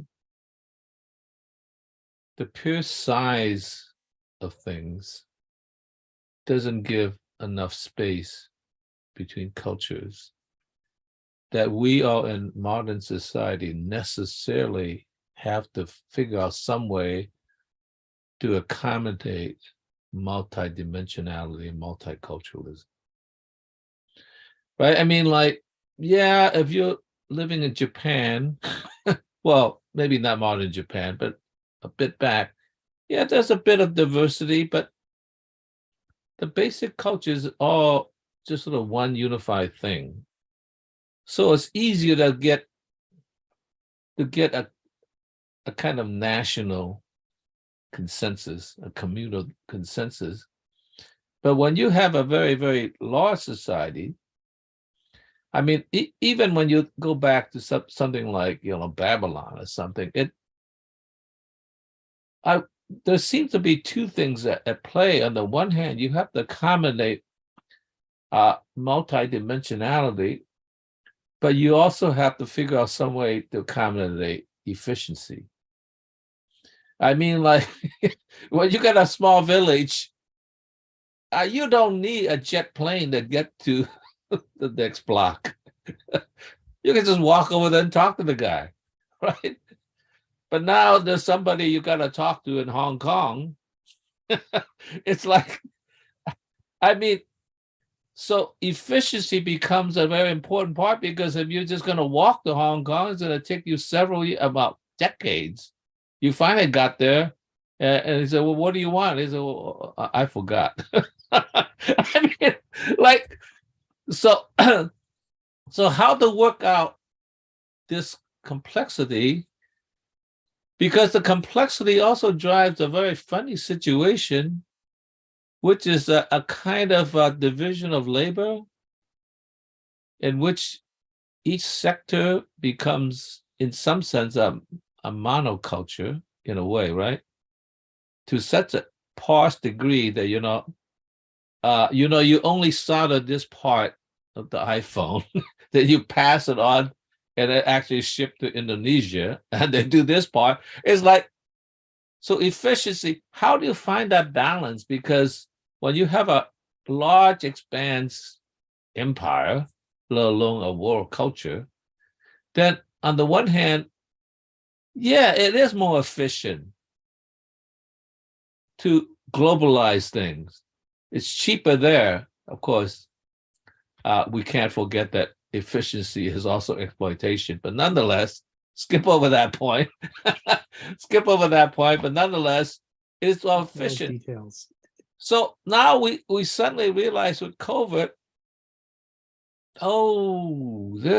there's a problem when there's too much efficiency in terms of the just-in-time economy, that somehow the delivery coming not just in time, or just in time, not even for Christmas, but just in time next year, right? And you're relying on this thing. So in some sense, now we realize that globalization maybe is not efficient in a different way, in a larger sense. And now everybody is sort of thinking, at least partially, if not totally, reshoring, nearshoring, and friendshoring and all that, like, so therefore, in a sense, I just think that that's just a sticky problem, because we can't just say, now we'll just declare everything now. We're not going to have the United States. We're just going to have one town after another. They're totally independent, right? I mean, it's just a problem. So I think this is a sort of like a kind of developmental problem, because on the one hand, we have such a tendency to want to protect the rights of individuality, individual, and that's liberty and all that. But when you think about complex society, like ants, bees, they're pretty much not even individuals, not at all. I mean, it's totally, well, I guess to protect the queen, although the queen is also funny way too. I mean, all she does is give birth. That's it. I mean, she doesn't rule anything. So, I mean, like, I just don't know how to adapt to that. I think we just have to develop some way to figure out the complexity, how to deal with the complexity, which means one way is that you have to have at least give psychological distance in terms of tolerance to a certain degree. And this is the part that I think a lot of people have problem getting, is to be somewhat tolerant of others. And hopefully you have to educate everybody to be somewhat tolerant within limits. I mean, somebody brings a gun to the discussion, you're not going to say, well, let's be tolerant. Okay. There are limits even within that. So I think maybe we should back off slightly. I appreciate your concern, and I'm certainly concerned about that, because efficiency is not resilience, and that's where the problem is. Yeah. Because with the ever expanding world, you have to be efficient, but on the other hand, it's not very resilient. Once it claps, everybody only know one small. I mean, I only know how to solder this wire to this wire. That's all I know. I mean, like, get off my back. So I think this is a problem, and that also turns us into being unhuman, because we have mechanics in a way, and a very small part of the mechanism. So right. I don't know how to deal with that. So I would just say, give it a little bit more slack, but not too much slack. If the criticism is well taken, it's more complicated than just like, they're all evil people, take it for granted. but it's even more complicated than just that. Yeah, I mean, each of these epochs grows out of dissatisfaction with the previous epoch. It's not like most people want to go back to medievalism. That was a mess, right? There were reasons why we overthrew that and moved on, but the problem comes from the brittleness when we get too attached to the way we're doing things and we aren't willing to keep learning from our mistakes. We start wanting to cover up our mistakes. And that's where things start to go wrong. We have an opportunity to learn that we suppress. We shall see tomorrow. Yeah, it makes things brittle, right? So then we can be efficient, but it's a house of cards. All right, well, we're at the last sentence of section D. Oh my God, we're going to get out of section D. I didn't know this was ever going to happen. So let's do this last sentence. And then we're going to talk about it a little bit, because when you consider what this section about, it's remarkable that this is where Kenneth Smith is ending. Religion is concerned about the ultimate foundations one's conscience and intelligence rest on. It is practical resources for life, not hypocritical self-deceit, or self-flattering conceit. So why is the section about arete, or natural excellence, ending on a paragraph about religion? Right? I can't help but think of Kierkegaard saying that, above the aesthetic personality is the ethical personality, but above the ethical personality is the religious personality. That's the way he takes Hegel's 3 character types and works them into ascension. He says that he's basically saying that Kierkegaard is arguing that to be an Aristos, to try to strive for excellence, to try to balance gnosis and noesis, inevitably takes you into the realm of the most important things. And that's the realm of the things that you do not dare forget about. It's the realm of religare, of religion. And that's why he calls it the religious personality type. That's what this is to Kierkegaard, that's the highest possible praise. And he doesn't mean religious, and we talked about last week, or he doesn't mean religion as in Christendom, he means religion as in Jesus, to be the figure who's refusing to engage in self-deceit or self-flattery, who's confronting power, who is trying to live a life true to the archai, even when that means, sacrificing gains within contemporary society, willing to take the hits to do the right thing. Sisyphus pushing a boulder up a hill. So, if I think, he's not coming out and saying it, although he's doing everything but Kenneth Smith is essentially implicitly agreeing with Kierkegaard that true religion is the domain, the realm of the Aristoi, because like politics, it can only be distorted if it's engaged in by Duloi or Benousoi. They're too one-sided. They aren't, there's some part of themselves that they're not willing to master. And as a result, it controls them and they're slaves to it. And that means that if you hand them authority over the most precious, most important things, you're going to end up with televangelists, right? That's what happens when you let the Benousoi loose, right? In religion, they say, give us all your money at once. God says so or else, right? These kinds of ultimatums that are obviously venal are what happen when it's not Aristoi. What you want is one, you want a Martin Luther King Jr. doing religion. You don't want a televangelist. You want someone who's really questioning deeply these things about themselves and about the world, so that they can keep drawing the veils apart and showing us profound things that change our lives, right?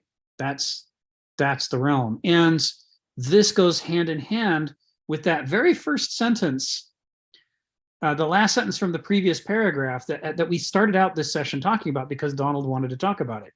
Not all citizens, much less all humans, are so competent to think or rule. This goes hand in hand with the idea that the proper realm of Aristoi is religion, in this sense, not in the modern sense, but in this ancient sense. Because religion is about a focus on the things that are greater than we are. And the things that are greater than we are need to rule us, right? If we don't pay attention to compassion, if we don't pay attention to courage, if we don't pay attention to wisdom, our lives become catastrophes. We need to focus on those things. We need to, as Diogenes says, right reason or a leash for the proper conduct of life. We need to leash ourselves to the archive, to the things that matter, in order to counterbalance our own tendencies towards infatuation and favoritism and self-seduction, our appetite for placida, things that please us. So gnothe se auton, having the gods themselves say, for the love of God, look in a mirror. Get a good look at yourself.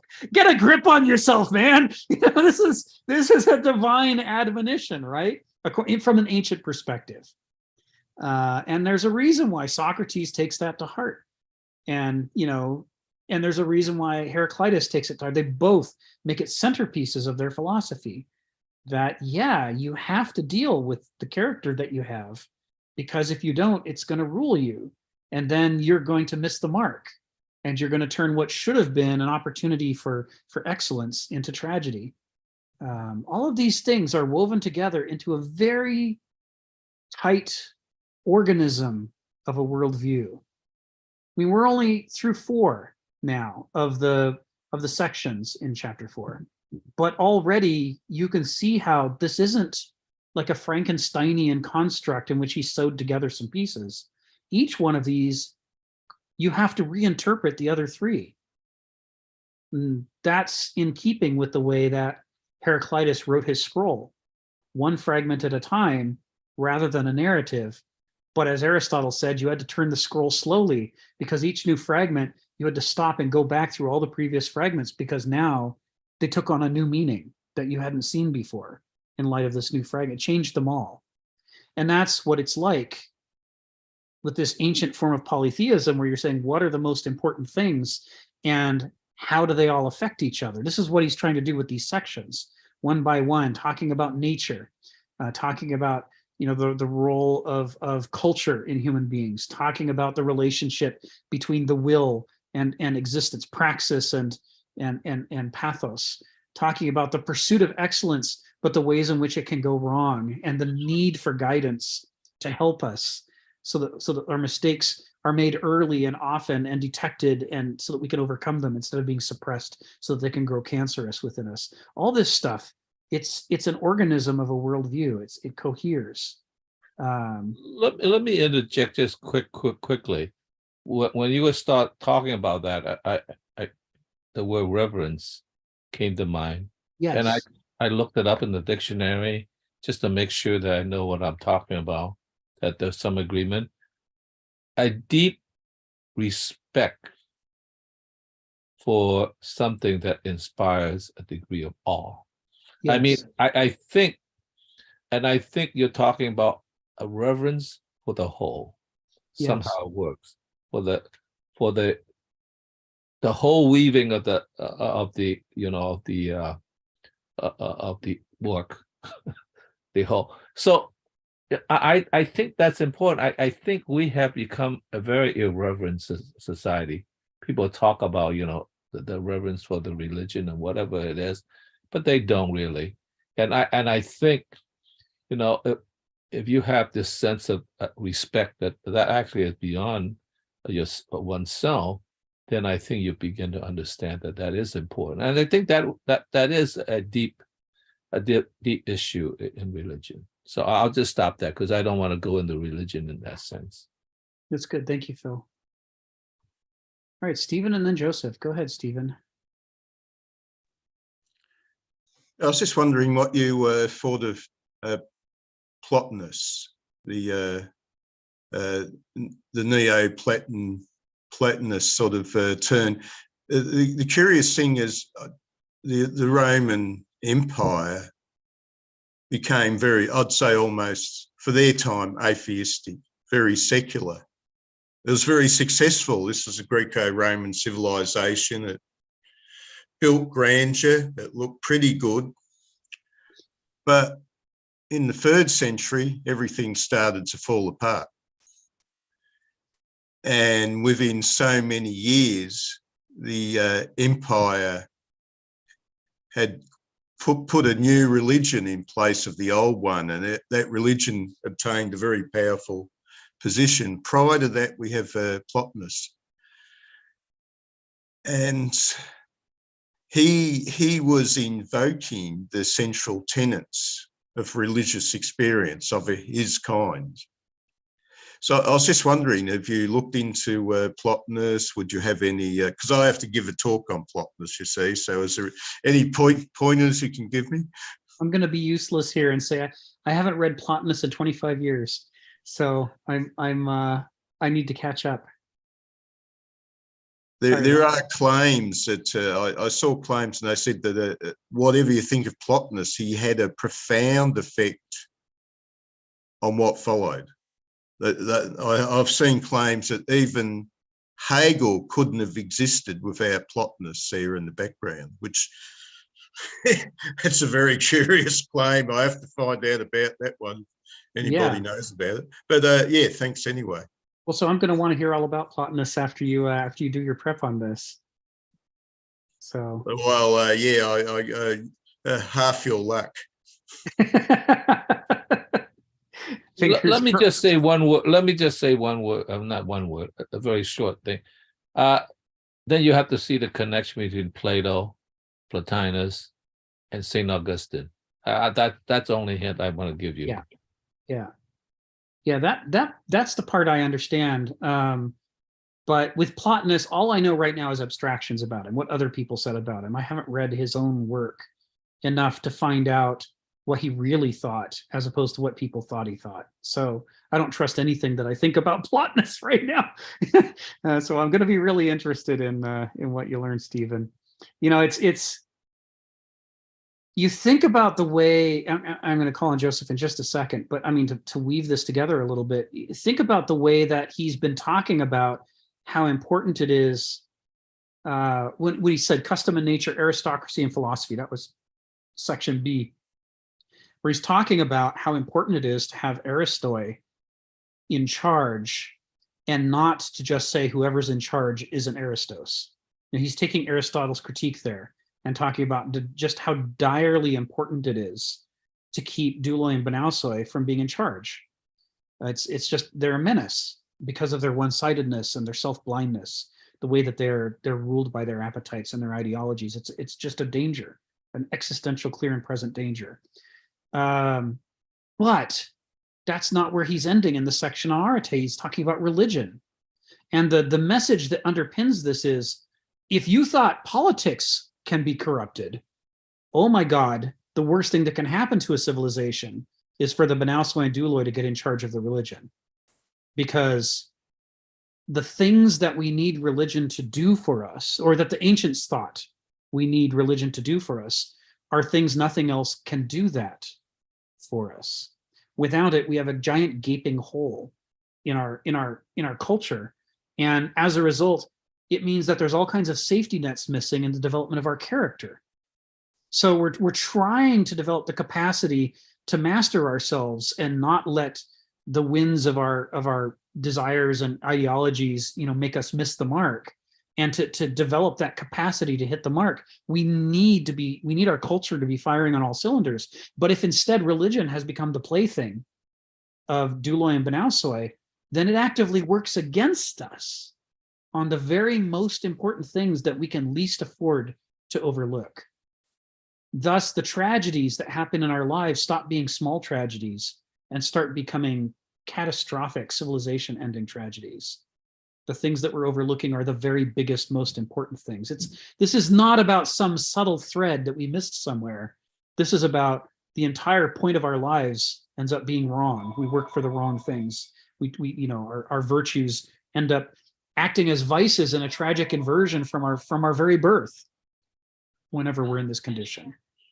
So, it's like,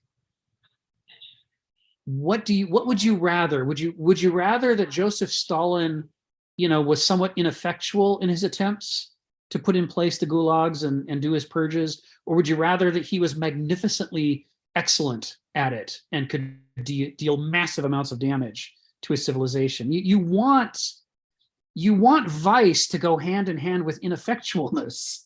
What you don't want is vice to be paired up with massive excellence and capacity to do damage. So why is the section on arete ending with the section on religion? When religion is the thing, religare in the ancient conception is the thing that points us at the things that matter the most to ensure that our excellences are used in a good way. But if it's corrupted and has fallen apart, then the terror is not just that we're going to miss the mark, but that we're going to aim in the wrong direction and hit the mark. You know what I mean? That we're going to accomplish terrible things with great power and efficiency. I come back to that saying, you know, when you're, if the problem in your life is that you're stuck in a hole that you've dug, the first thing you need to do is stop digging. What you don't need to do is become the best digger of all time and dig even more effectively, because the hole's just going to get deeper. And so he's trying to talk here about the tragic inversion of arete, or natural excellence, when it is decoupled from the religare that's required by Homo sapiens, because we're an animal whose stupid pet trick is culture. If religion, in the sense that the ancients mean it, is ripped out of that picture, then we are at all times operating in tragic inversion. All of our virtues become vices. The car that we drive to the store, you know, to get the food that we need to eat, is also poisoning the atmosphere.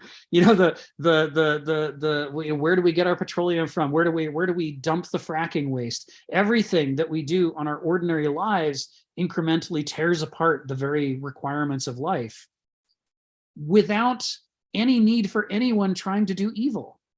Just the mere exercise of our virtues is enough to dismantle the preconditions for our own existence, because there's no religare. As Stephen points out regularly on these calls, there's no religare involved to channel us into healthy directions.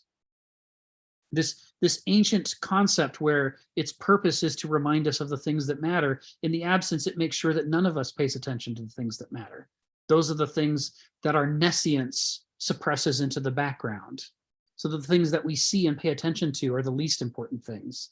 And the things that are the most important and the most required for us to survive are the things that the normal exercise of our mental faculties renders invisible to us, negligible, because it doesn't exist to us, right? Because of our modernist worldview. I know Phil said don't hammer on modernity too much, and this isn't a unique problem to modernity. You know, this issue of nescience, this suppression of most of the world into the background and selection of a few things to be the foreground of thought. This is built into us as a problem, but modernity has figured out that you can profit by harnessing it and doing it on purpose, by turning it up to 11. This is modernity's great danger.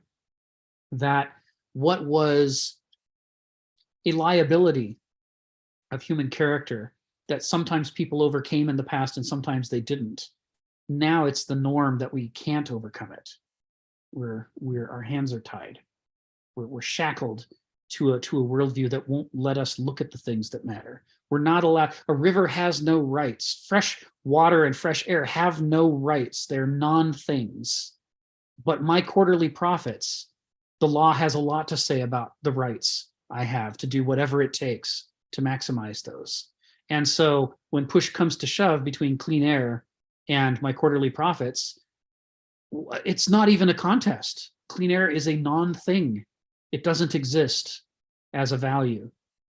All of the things required for life, all of the things that we used to worship as divinities, as the very most important things to pay attention to, not one of them exists or has value under modernity. They've all been erased. There's a great sucking void there. And this is why Nietzsche wrote about nihilism, not in praise of it, but because we are it. It's our recipe. When he says God is dead, he's not saying that's a good thing. He's saying religare isn't at work in human cultures in modernity anymore. There's, we gaze into this place where we are supposed to be finding our orientation and helping to tame our hubris and to focus on the things that matter the most. And instead, everything's been erased out of it. And so since it's not a thing, we turn away to the other things that modernity says are things, and we focus on them at the expense of the things that matter. Joseph, you had your hand up. Go ahead and come off mute and tell us what you had in mind. I'm actually contemplating what you're saying right now, more than anything else. It wasn't anything in, earth shattering. It was just this. I mean, the previous line, and when we're talking about dogma and things along those lines, and how actually that's the absolute worst of religion, and in the sense that it doesn't allow you to contemplate the self, and and that's fundamentally kind of the objective. Like what a religion allows you to do is to understand, on a deeper level, what it means to be human. Not to, I guess, not to, contradict anything that Stephen's saying, but and understand in how to cultivate your own personal character. You're kind of outsourcing that, Right. and you become I don't know, you become almost an object that is able to be used by a particular group in a way. Yeah. And because you've outsourced your own personal, like how to manage your own personal character, your own individuality, to dogma that you have to believe, and that is the absolute worst. And so then I do understand why people have this backlash against religion. I mean, it's only natural. It's not necessarily without without merit. But at the same time, that comes back to throwing the baby out with the bathwater. It's that simple. And so that you become exactly what you loathe. You just become something. You become as dogmatic as the people that believe in religion, or the religious people, in the sense that you become, as you've talked about here in the past, fundamentally atheist, fundamental atheism, which is actually something is dangerous in its own right, because there's a lack of humility in it. I mean, I don't know, but I'm actually still contemplating what you were just talking about. So I was taking notes on that versus what I said really didn't. I don't know if that really advanced anything. So, but anyway, but these lines are very powerful, and I do find it interesting that it's ending, that natural excellence is ending on religious beliefs. Yes. It's, I would have, you kind of try and envision yourself, not being able to put together something like this, but where would you, if I just created an outline, I don't know if I necessarily would have ended up, but it really is thought provoking. Yeah. If you think about how would you write what it means to be naturally excellent, and to end with religion is just, it's kind of like, well, and it's full circle. It's kind of like, even for me on a personal level, it's kind of like, wow. Okay. So I've talked enough. Thanks, Joseph. Yeah. Thanks. It's one of the tricks to reading Kenneth Smith is understanding that he does a lot of prep before he writes. And we've talked before about the way that he goes back to his folders full of inspiring quotes, and he finds the ones that are juicy and on topic. And sometimes he puts them right into the text and quotes them. And other times he doesn't put them there, but he's looking at them and he's thinking about them while he writes what he writes. And if over time, as you come to learn what some of his favorite quotes are, you could start to see them in the background behind paragraphs where he doesn't even mention them.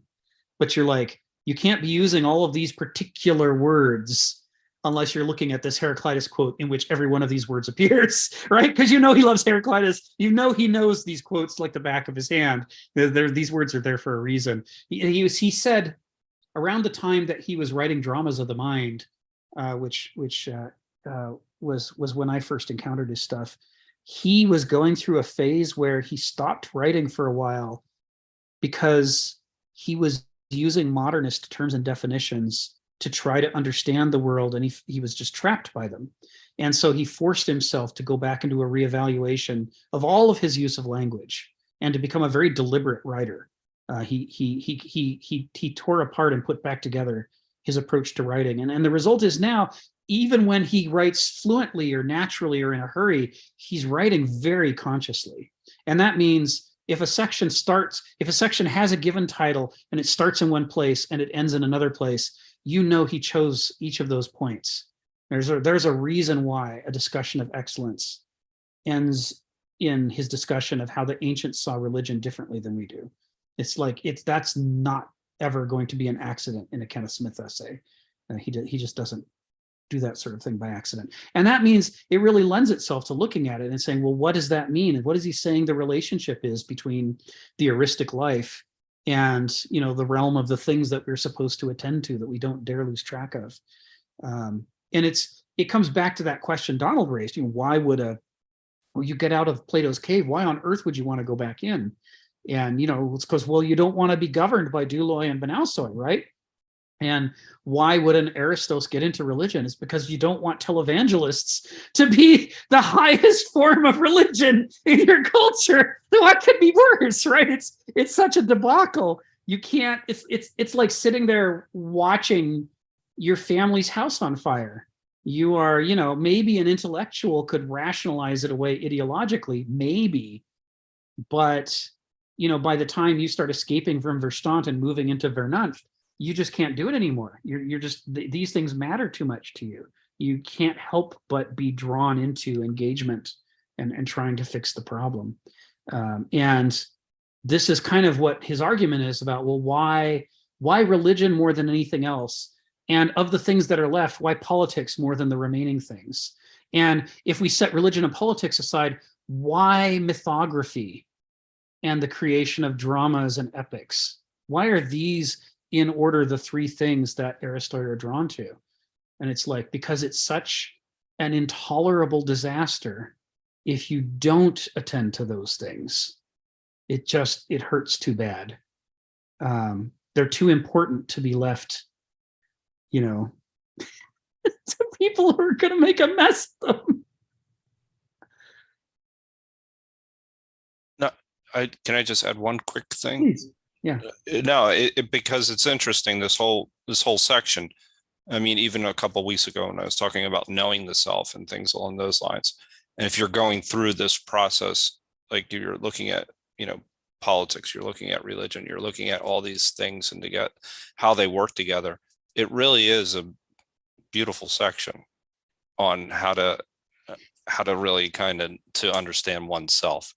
Yeah. I mean, and achieve your own personal excellence through character, basically manage your own personal character. Because if you just go back over the past, what we talked about the past couple of weeks and read over it again and carefully, you can even see it in terms of in terms of just education and how these other aspects of it fit into our own personal excellence. In other words, how do we even the dogmatism that exists within the educational aspect of things. So we talked about No Child Left Behind and things along those lines. He really has outlined everything, everything. So, and it's a shorter section than that would be hard to say it that succinctly any other way. Exactly. Yeah, I think Donald said when we were very early into chapter 4, I if he didn't, then I'll say it. I think this chapter of this book is my favorite thing that he has written. As far as if I had to pick out one chapter, that's my favorite Kenneth Smith writing, it's this. And it's partly because he taught Greek philosophy so many times. He knew exactly what he wanted to say. And partly it's because he's summing up an entire epoch in a single chapter. I mean, the rest of this book, he takes many chapters on the medieval epoch and many chapters on modernity because he has to tease things out for us. They're not as easy for us to understand because they get closer and closer to us. But in this chapter, there's such a condensing. It's almost like philosophical poetry. There's not a limp sentence anywhere in chapter 4. It's like every sentence needs to be unpacked because he's pointing at so many philosophers, so many artistic movements, so many implications and relationships between things. It's really, it's got the juices of life in it, man. It's dense and chewy, and like you're just saying, it rewards, once you've sort of unpacked stuff, it really rewards going back and rereading the chapter, because now each of these subsections changes all the earlier subsections, like we were saying before. You can't read them the same anymore. Geneva, then Stephen, then Phil. Go ahead, Geneva. Yeah, I'm gonna try to put all of this together. I've heard so much good stuff. I know Phil says he loves Heidegger, and I feel the same way about Hegel. And when I hear this, and I think of Hegel and the seed, which contains the plant, the trunk of the tree, the plant, the flower, and all of that, and the evolution. And I know a lot of people have problems with Hegel because they say that he got it wrong, but I see that also as this seed sort of thing. He sort of learned and grew, and as he continued to write, he evolved. And so what he said early on changed as he grew older. And so I kind of feel like Phil, like maybe we're being a little bit tough on modernity because we're sort of in that evolutionary process. And part of what sets that evolution in motion are the mistakes and the tripping and the falling and the getting it wrong and recognizing, oh shit, we shouldn't have done that. Let's go this way now. And sort of, we're still scrambling to get it. I don't know if right is the correct word, but to get on track with it. And so that's kind of how I see some of what goes on in religion and politics and life in general. Like we have to dial it up and get it wrong before we can decide that we need to dial it back and try to find like a place that is more comfortable, because now we're like screwing everything up. It's like, oh, okay, let's turn it back. And then I was wanting to say about Donald's cave. I think we get out of, or a person gets out of the cave, and doesn't go back, but there's always another cave. It's about like that movie Star Wars. It's like there's always a bigger fish, and I feel like there's always another cave and then another cave and another cave. There's no need to go back to that one because there's another one waiting around the corner. And so I just have like heard such really good stuff with Kenneth Smith. I never even heard of Kenneth Smith until I came here. So I'm really enjoying everything that he's writing and all that I'm hearing here. And I hope some of that made sense anyway. So thanks. Totally did. Thank you, Geneva. Yeah. Stephen, go ahead. Come off mute and tell us what's on your mind. Well, if you went to an ancient town or a medieval town, the biggest and grandest building was the building devoted to the god, as you were pointing out earlier. Now, I was, around in the 1960s, and I can recall, your political leaders were still playing lip service to religion, to the religious values, to the values of a Christian society. If you ran around the streets going, Jesus is an idiot, like Nietzsche did in the 1960s, they're probably going to nab you at some point. If you're a politician that said that, well, you're probably out of business. And I always thought, well, what is materialism going to do? It's probably content that religion is dying a natural death. And then I discovered I was mistaken. It's not, if it is, it's not dying fast enough for materialism. Materialism's actually creating laws against it. Well, I saw the transition from, say, 1960s, where they still paid lip service, to the 1980s when the new God took the stage. Greed is good. If you had said greed is good in the 1960s, I would have said, well, you're something wrong with you. But in the 1980s, you could say greed is good. And you're it, man. You're on top. That's what it's all about. Right. acquiring the most. A Christian. I'm not a Christian fully, and don't mistake me for one. I simply appreciate the value of religion, and Christianity is just a value. It's just an example of a religion. And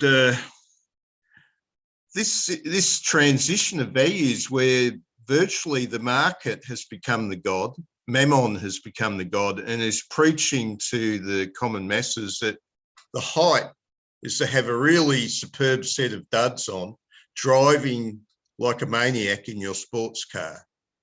That's the greatest aspiration you could ever have in life.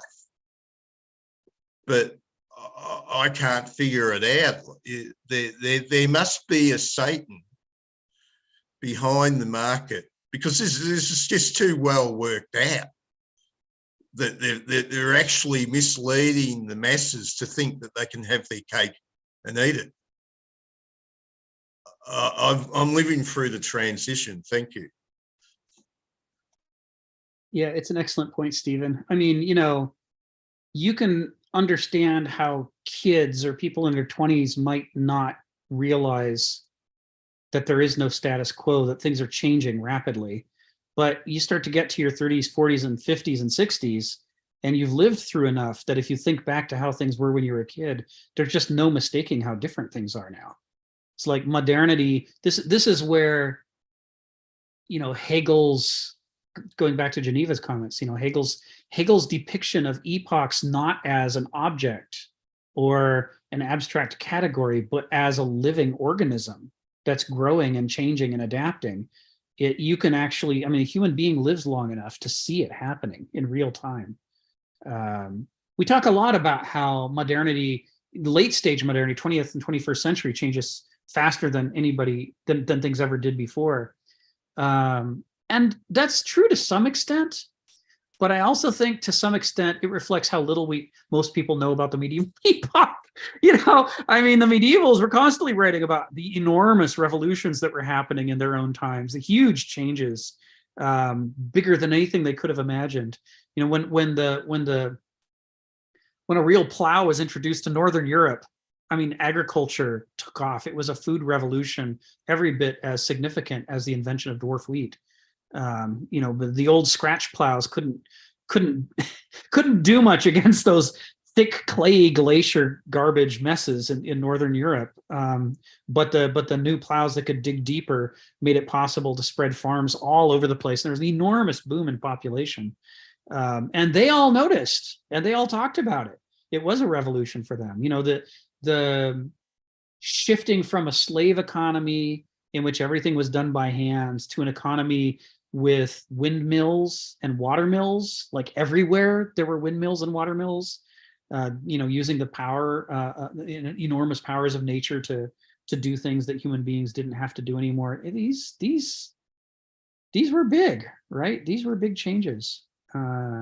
They just seem small to us because, on the one hand, distance, and on the other hand, we don't know our own history very well. So we don't know. We forget that there was a stage when somebody had to shift from the scratch plow to the real digging plow.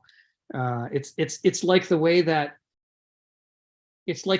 we don't remember that when we were infants, there was a stage where we couldn't see, where we thought it was just a colorful curtain pressed against our faces, and that we had to learn that there's depth and that some things are far away and some things are close, and you can move towards things that are far away. But if you try to move towards something that's close, you'll just stop because it's in your way.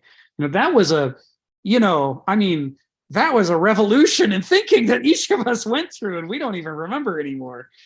So I think Hegel's not just right about modernity going through these enormous changes like an organism developing, but I think he's right about the earlier epochs too. The more if you pick some period of history that's going to be your period and you really, really, really deeply study it, you start to learn the same kinds of transitions happening back then that are happening now that people were aware of. Like, oh my God, there was an Italy before tomatoes. No marinara. Imagine Italy, no pasta and no marinara. Can you even imagine it? But when they lived through that, it was a food revolution for them. There's almost no period that you can pick and not find some kind of enormous changes that were going on, that now we forget that that was ever even a thing somebody had to go through. Phil and then Donald, go ahead, Phil. Yeah, what I'm going to say is it's a curious thing, because like mankind differ from the animals because we have intellect. By the way, I'm not discounting animals have intellect, but we certainly have like much more than an animal. Because of that intellect, we have been able to slowly, through civilization and whatever, develop a kind of metaphysics, a culture of the mind. So for us, there are two worlds: the world of nature, and the world of civilization. And I always admire Heidegger when he talked about art in this sense. He had a just wonderful example. And I think I might have mentioned it before, but I'll say it again, is that was Hegel thought that the height of art was in the Greek sculpture, the Greek statue, because it was a representation of the perfect God, perfection of God, and of the human body in a way. Heidegger said, no, the really great art of the Greeks was the temple, because a temple was the intersection between, you could say, nature as represented by the gods, or you could say religion in that sense, and culture. And that's a space, is a shared space in which they could interact. And by the way, you could move that into the medieval period, in which the cathedral was, in a sense, a symbol, right, of that relationship. We have fleshed that out. Now we just have the high-rise skyscraper. By the way, I admire skyscrapers. So this is not a put down on skyscrapers. And one other thing to me is a kind of a very interesting kind of thought, is that the skyscraper kind of represents the gleaming, city on the hill, high rise, the accomplishment of culture, what I call equal to, because we develop a whole culture that supports this. And it arises from the ground on top of the hill or wherever it is to a height, magnificent height, and we're just magnetized by the gleaming city. And I had a discussion. It just seems to me like metaphysics is a little bit like that, that in some sense it's high, creates a very high thing. But I ask, like, what does it rest on? What is this base? I actually use that word, the base. I said the problem with base is that on the one hand, you could say the base is the lower, the debasing part, the floor. But on the other hand, you could say the base is the foundation, okay, for the tower. So that's where it is. That's where it hit the ground. Yeah. And then in the discussion, somebody says, it rests on the ground, but is it connected to the earth? And I suggested, perhaps there's something deeper than that. That's the basement. I think this is the part I kind of disagree with Hegel a little bit. I think he does say that they're connected in a way, but the problem in Hegel, and it's not a real problem. I actually, that's a reality, is that there's really a kind of conflict between Geist and Zeitgeist, because you have ideas, you have what imagination, and you help, I guess, the Zeitgeist move ahead. But it's actually, in some sense, that zeitgeist is actually in some way slightly backward looking because it's connected to the past, right? But the problem is the geist is always front running, right? Try to look into the future, the horizon. And that's funny. And I think that what happened is that as civilizations develop, there is a tendency to perhaps front run a little too far. And I think we have disconnected the relationship between ego 1 and ego 2.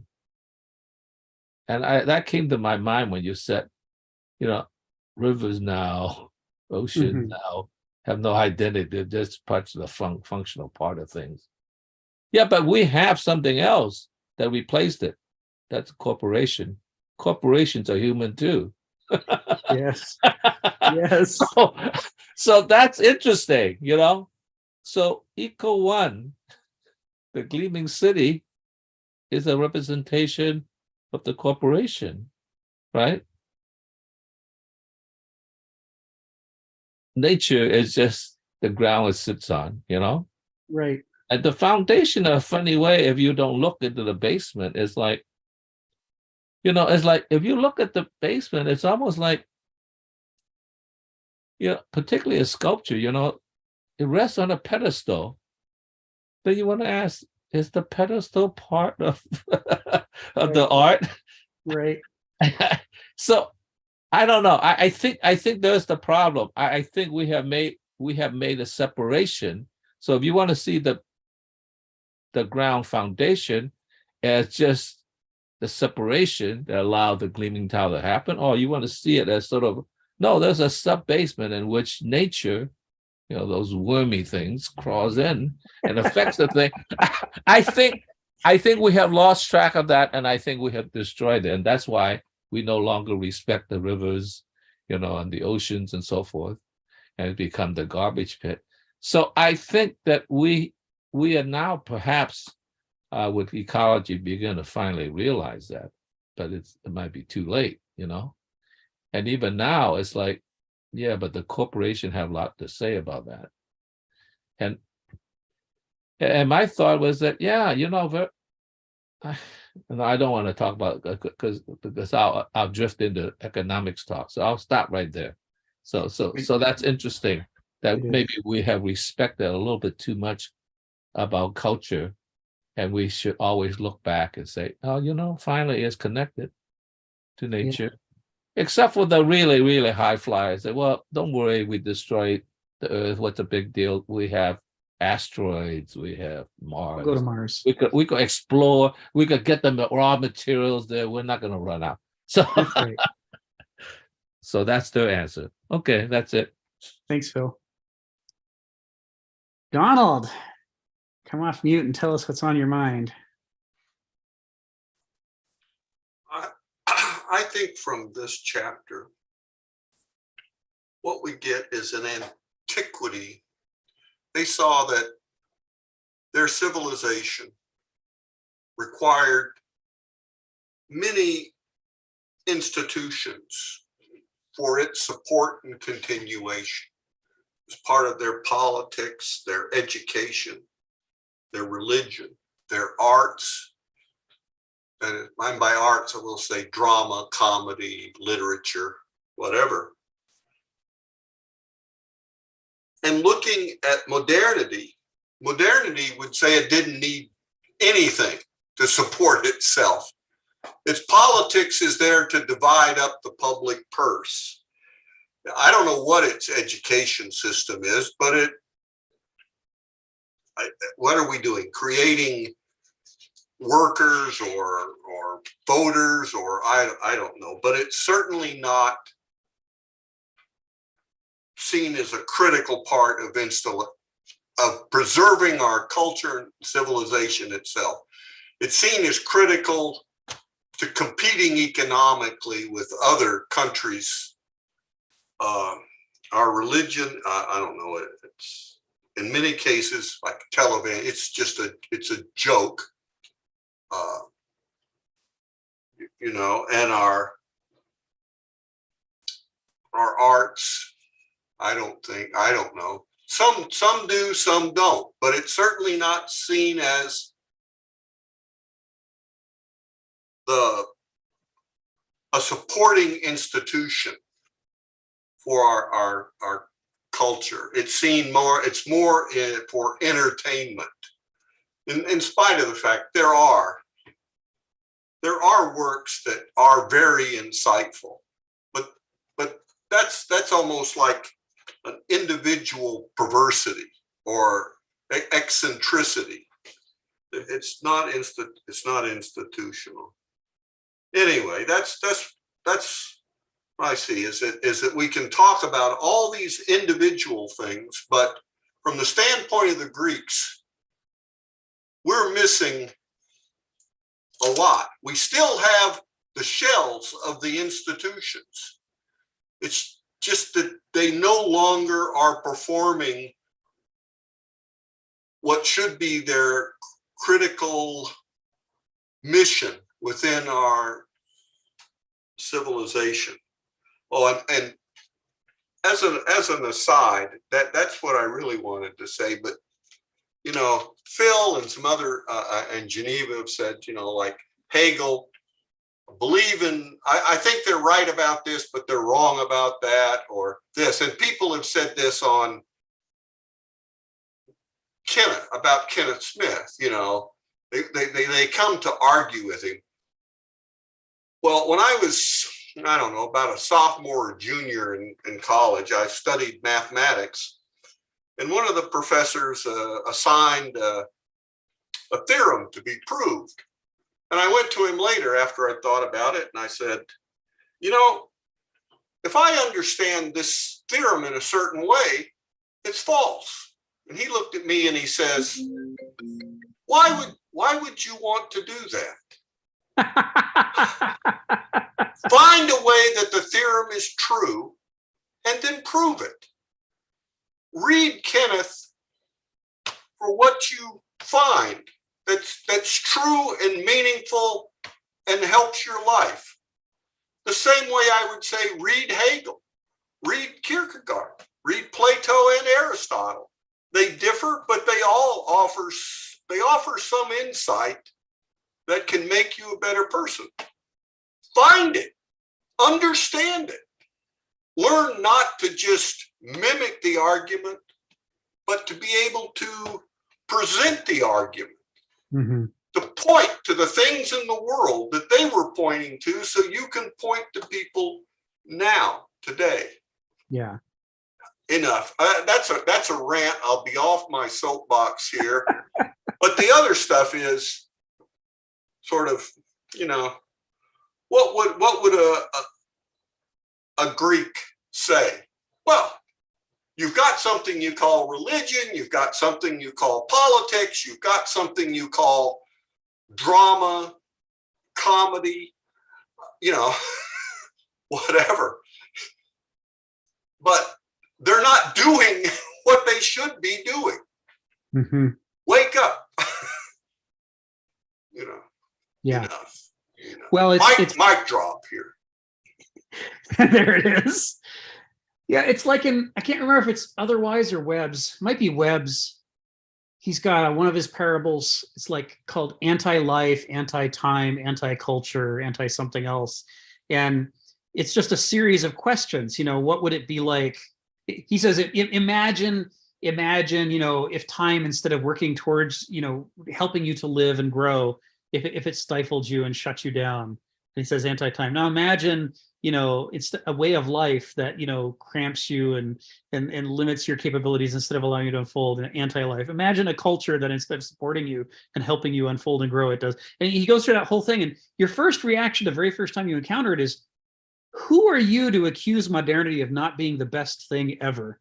I mean, moderns are so used to self-praise and praising modernity that somebody criticizing modernity is shocking. And he actually has an essay about that in one of these two books where he says, is it allowed to criticize modernity? I mean, is there anything more forbidden than to suggest that moderns aren't just the very best thing ever? And then he says, well, you know, How would we know, since we don't look at anybody but ourselves? We're not in a position to know if we deserve this praise. And of course, that's what Millennia and Microcosm is about. So let's look at all these other cultures and Well, we sit here knowing that present company accepted modernity is in trouble. We're all okay.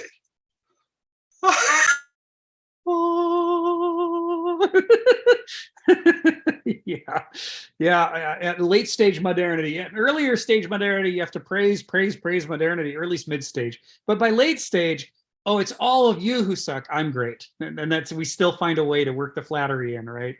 The comfortable cynic's position. So, shockingly, we still have 12 minutes left today, and we finished section D.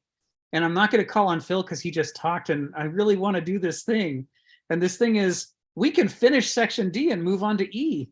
We could actually start the fifth part of chapter 4. So I'm going to do that today and give us something to chew on and think about over the week, to take away with us. So section E is called daimon and eudaimonia, but he could just as well have said and dysdaimonia as a third noun on this list. He often talks about that, eudaimonia and dysdaimonia, as being a pair. But let's get started with the text itself. He says, and before we go on, he's going to define these terms. It's okay not to know in advance. With Kenneth Smith, he will try to unpack things for us. It's okay to read a section and have no idea why it's called this. Part of the mystery of section E is, what on earth are we talking about? So he says, what instincts are to animals, daimones are to human beings. They're what we have instead of instincts. Now we talked early on, when we were talking about nature and culture, we talked about this idea that animals are magnificent at what they do because they have evolved the necessary repertoire of instincts to constrain their behavior in healthy directions. It's not that there's no variation. It's that there's a frame to their behavior, and the frame got there by trial and error, experimentally, empirically. This is the nature of evolution. And part of the nature of evolution is that there is an intelligence to the design of any animal's suite of instincts, even though there was no brain particularly involved in that intelligence, and nobody sat down with a drafting board and did the design. This is designed by evolution, designed by nature, designed by empiricism, right? What works and what doesn't work. And the things that work continue, and the things that don't work don't. So when he says what instincts are to animals, he's trying to say this healthy thing that animals have that allows them to thrive and survive, that they need, that's incredibly important to them. We don't have anywhere near enough of those. We're just like, our frame is threadbare. There's fragments, there's a few instincts, but it's just impoverished compared to the rich tapestry that like this cat that's snoozing on my lap has a rich tapestry of instincts that I can only envy, that I don't have. But what I have, because I'm a human being, is I have daimones. Isn't that great? So the section is, well, what on earth is a daimon? Why and how is that, how is that a good thing? Sounds like demon. Aren't demons bad? What are we talking about here? He defines daimones as the lowest order of gods. The lowest order of gods. That is, things that are sacred. That is, things that are above the human, that are more profound than the human. That is, the order of things that, by being selected to be part of the pantheon, they have been called out as aspects of nature that we would get into serious trouble if we didn't pay attention to. Just like you don't dare forget about the way that war can become addictive, Ares, right? If you forget about that, your civilization is going to be in trouble. You don't dare forget, if you're a seafaring civilization, that Poseidon is a moody SOB, and he might allow you to come home, or he might sink your ship. You don't know what's going to happen. You have to respect the ocean. It's scary. It's like when you do hiking and camping and they tell you to respect a bear. Don't go chasing it down, trying to take a photo of it. It's bigger than you are. It's stronger than you are. Their species is older than our species. We do not know what we're doing when it comes to bears. You need to notice if there's a bear in the vicinity. You can't afford to be listening to your headphones and oblivious to the fact that there's a bear. In the same way, the ancients thought you cannot afford to be oblivious to the way that war possesses human beings' minds and changes their thinking. Even Aphrodite is a threat, an existential threat. I mean, moderns say, "Ooh, she's pretty and sexy. She's the goddess of attraction. That's great. I can imagine pornography involving Aphrodite." We have this modernist interpretation. The ancient interpretation is, "Oh no, she's a goddess because she will totally spoil your aim.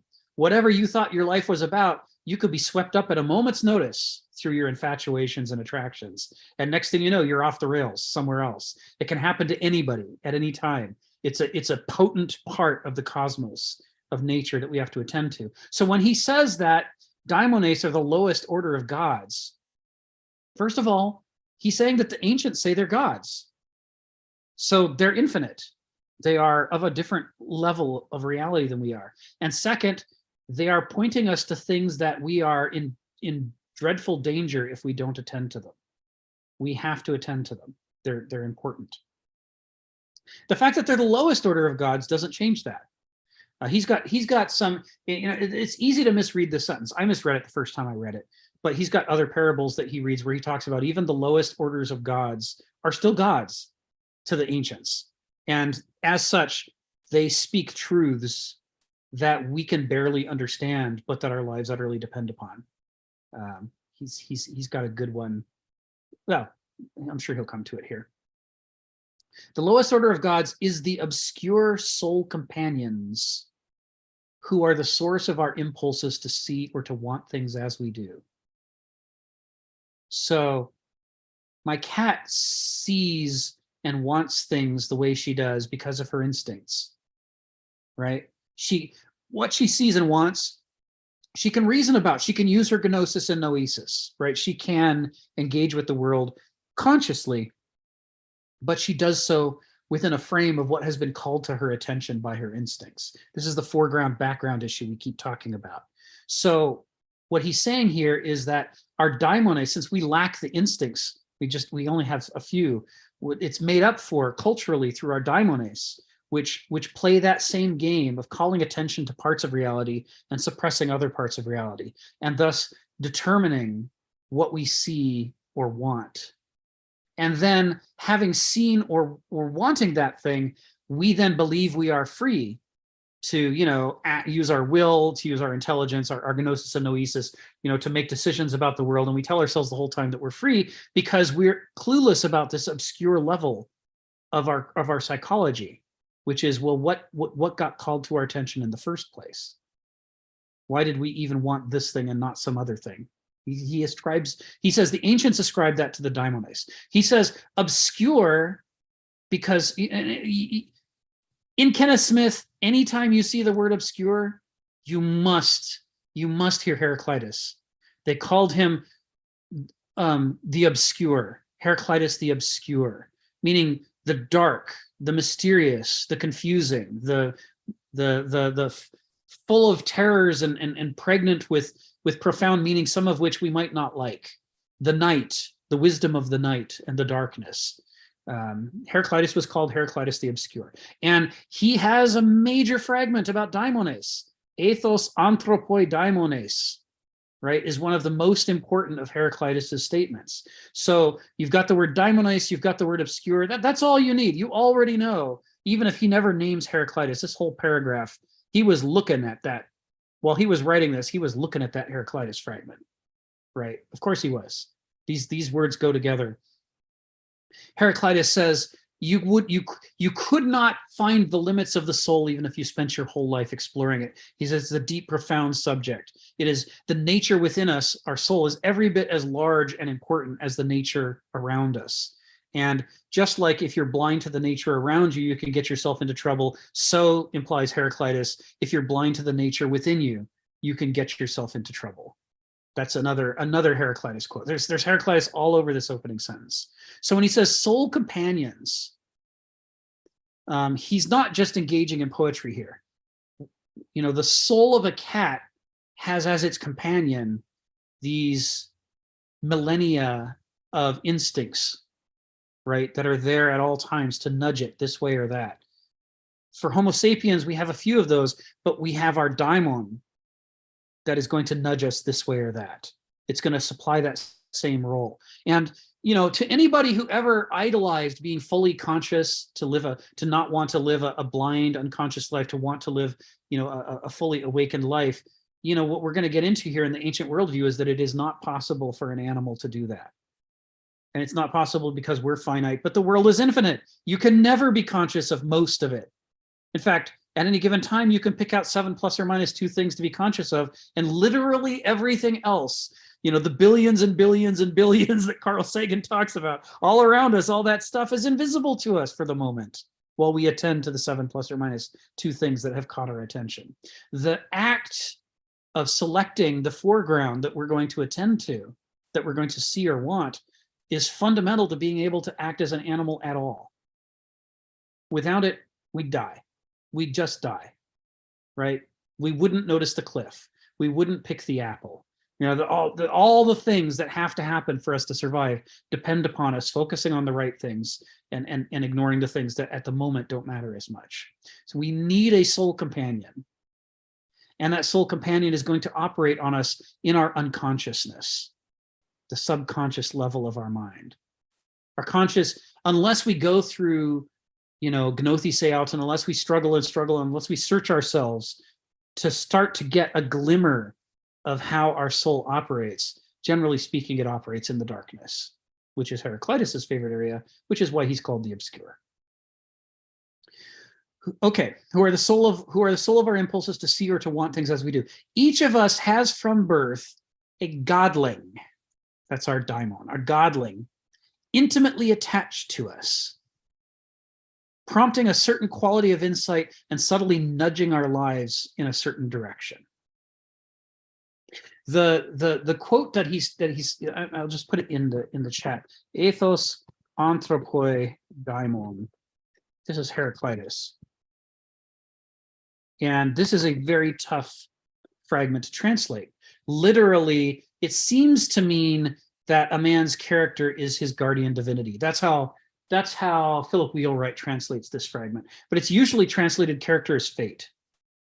If you've ever heard Heraclitus accused of having said character is fate, it's for this quote, ethos anthropoi daimon. A man's character is his daimon. And a daimon is a god, so it's saying your character rules over you. It has authority over you like any other god does. But the difference is your daimon isn't the god of all of attraction or all of war or all of the ocean. It's the god of your character specifically, just you. That's what he means when he says a godling intimately attached to us, saying your character acts like your own personal divinity. Now, you know, later in Orthodox medieval periods, we would talk about this as a guardian angel. That was how the church transformed it. But the ancients have a darker view of this. They're saying, well, it might act as a guardian angel, but it might act as a guardian demon. I mean, what kind of character do you have? Different people have different kinds of character. You know, if I'm born with a character that makes me want to crawl into a bottle, even though I've never actually been a practicing alcoholic, then, you know, my character is a little bit of a demon right there, right? Less of an angel and more of a demon. It's you know, your character is going to be a mix of good things and bad things. It's going to be nudging you, you know, towards some healthy things and towards some sick things, and that it's almost like a fingerprint. The combination of things in your life that some are healthy and some are healthy that your character drives you towards. That's the character personality of your daimon. That's shaping you before you ever begin to search yourself and cultivate yourself. You have this daimon that you were born with, and it is your character. Now, you can think of this as a metaphor for genetics, partly. How were you born? You can think of it partly as a metaphor for family culture. How did your parents grow up? What are their assumptions and reflexes, and what did they pass on to you before you could even speak, when you were just watching and imitating as a newborn, as a babe? But wherever the sources come from, effectively, your daimon is yours, right? No matter what it drew off of, the only thing that it's the god of is the dark impulses inside you that make you see or want the way that you do. That's what it's the god of. And as Heraclitus says, that's still an infinite realm. Just like the nature outside of us is infinite, the nature inside of us is infinite. This is what makes it sacred. This is what makes it a god from the ancient perspective, is that the realm that it rules is an infinite realm, which puts it outside the reach of Homo sapiens. This isn't a human thing. This is a sacred thing that happens to be about a human thing. So I'm going to end with the next sentence. I know I've gone over a little bit, but the next sentence is really the turning point. Each daimon is, according to legend, situated behind the head of its human subject, steering him as a rider does a horse. Now, we're not talking about how a bad horse rider whips or beats or kicks a horse. We're talking about how remember, it's a god. We're talking about how a magnificently excellent rider rides a horse so well that the horse doesn't even know it wasn't his idea to go left. The subtle nudges, the little gestures, when you and the horse are just have a beautiful relationship like that, the horse thinks it was its idea to go left. Just like I think it's my idea to eat this piece of smoked salmon, but it's not. It's my daimon's idea. It's my character's idea to eat that piece of smoked salmon. I just think that I'm in charge, right? My will and my intellect and my experiences follow along afterward behind these unconscious nudges, rationalizing them to make me feel like I'm in charge. But the truth is I'm being ridden by my own character. This is the ancient perspective on free will versus determinism. And next week, we will spend the entire session unpacking the significance of this.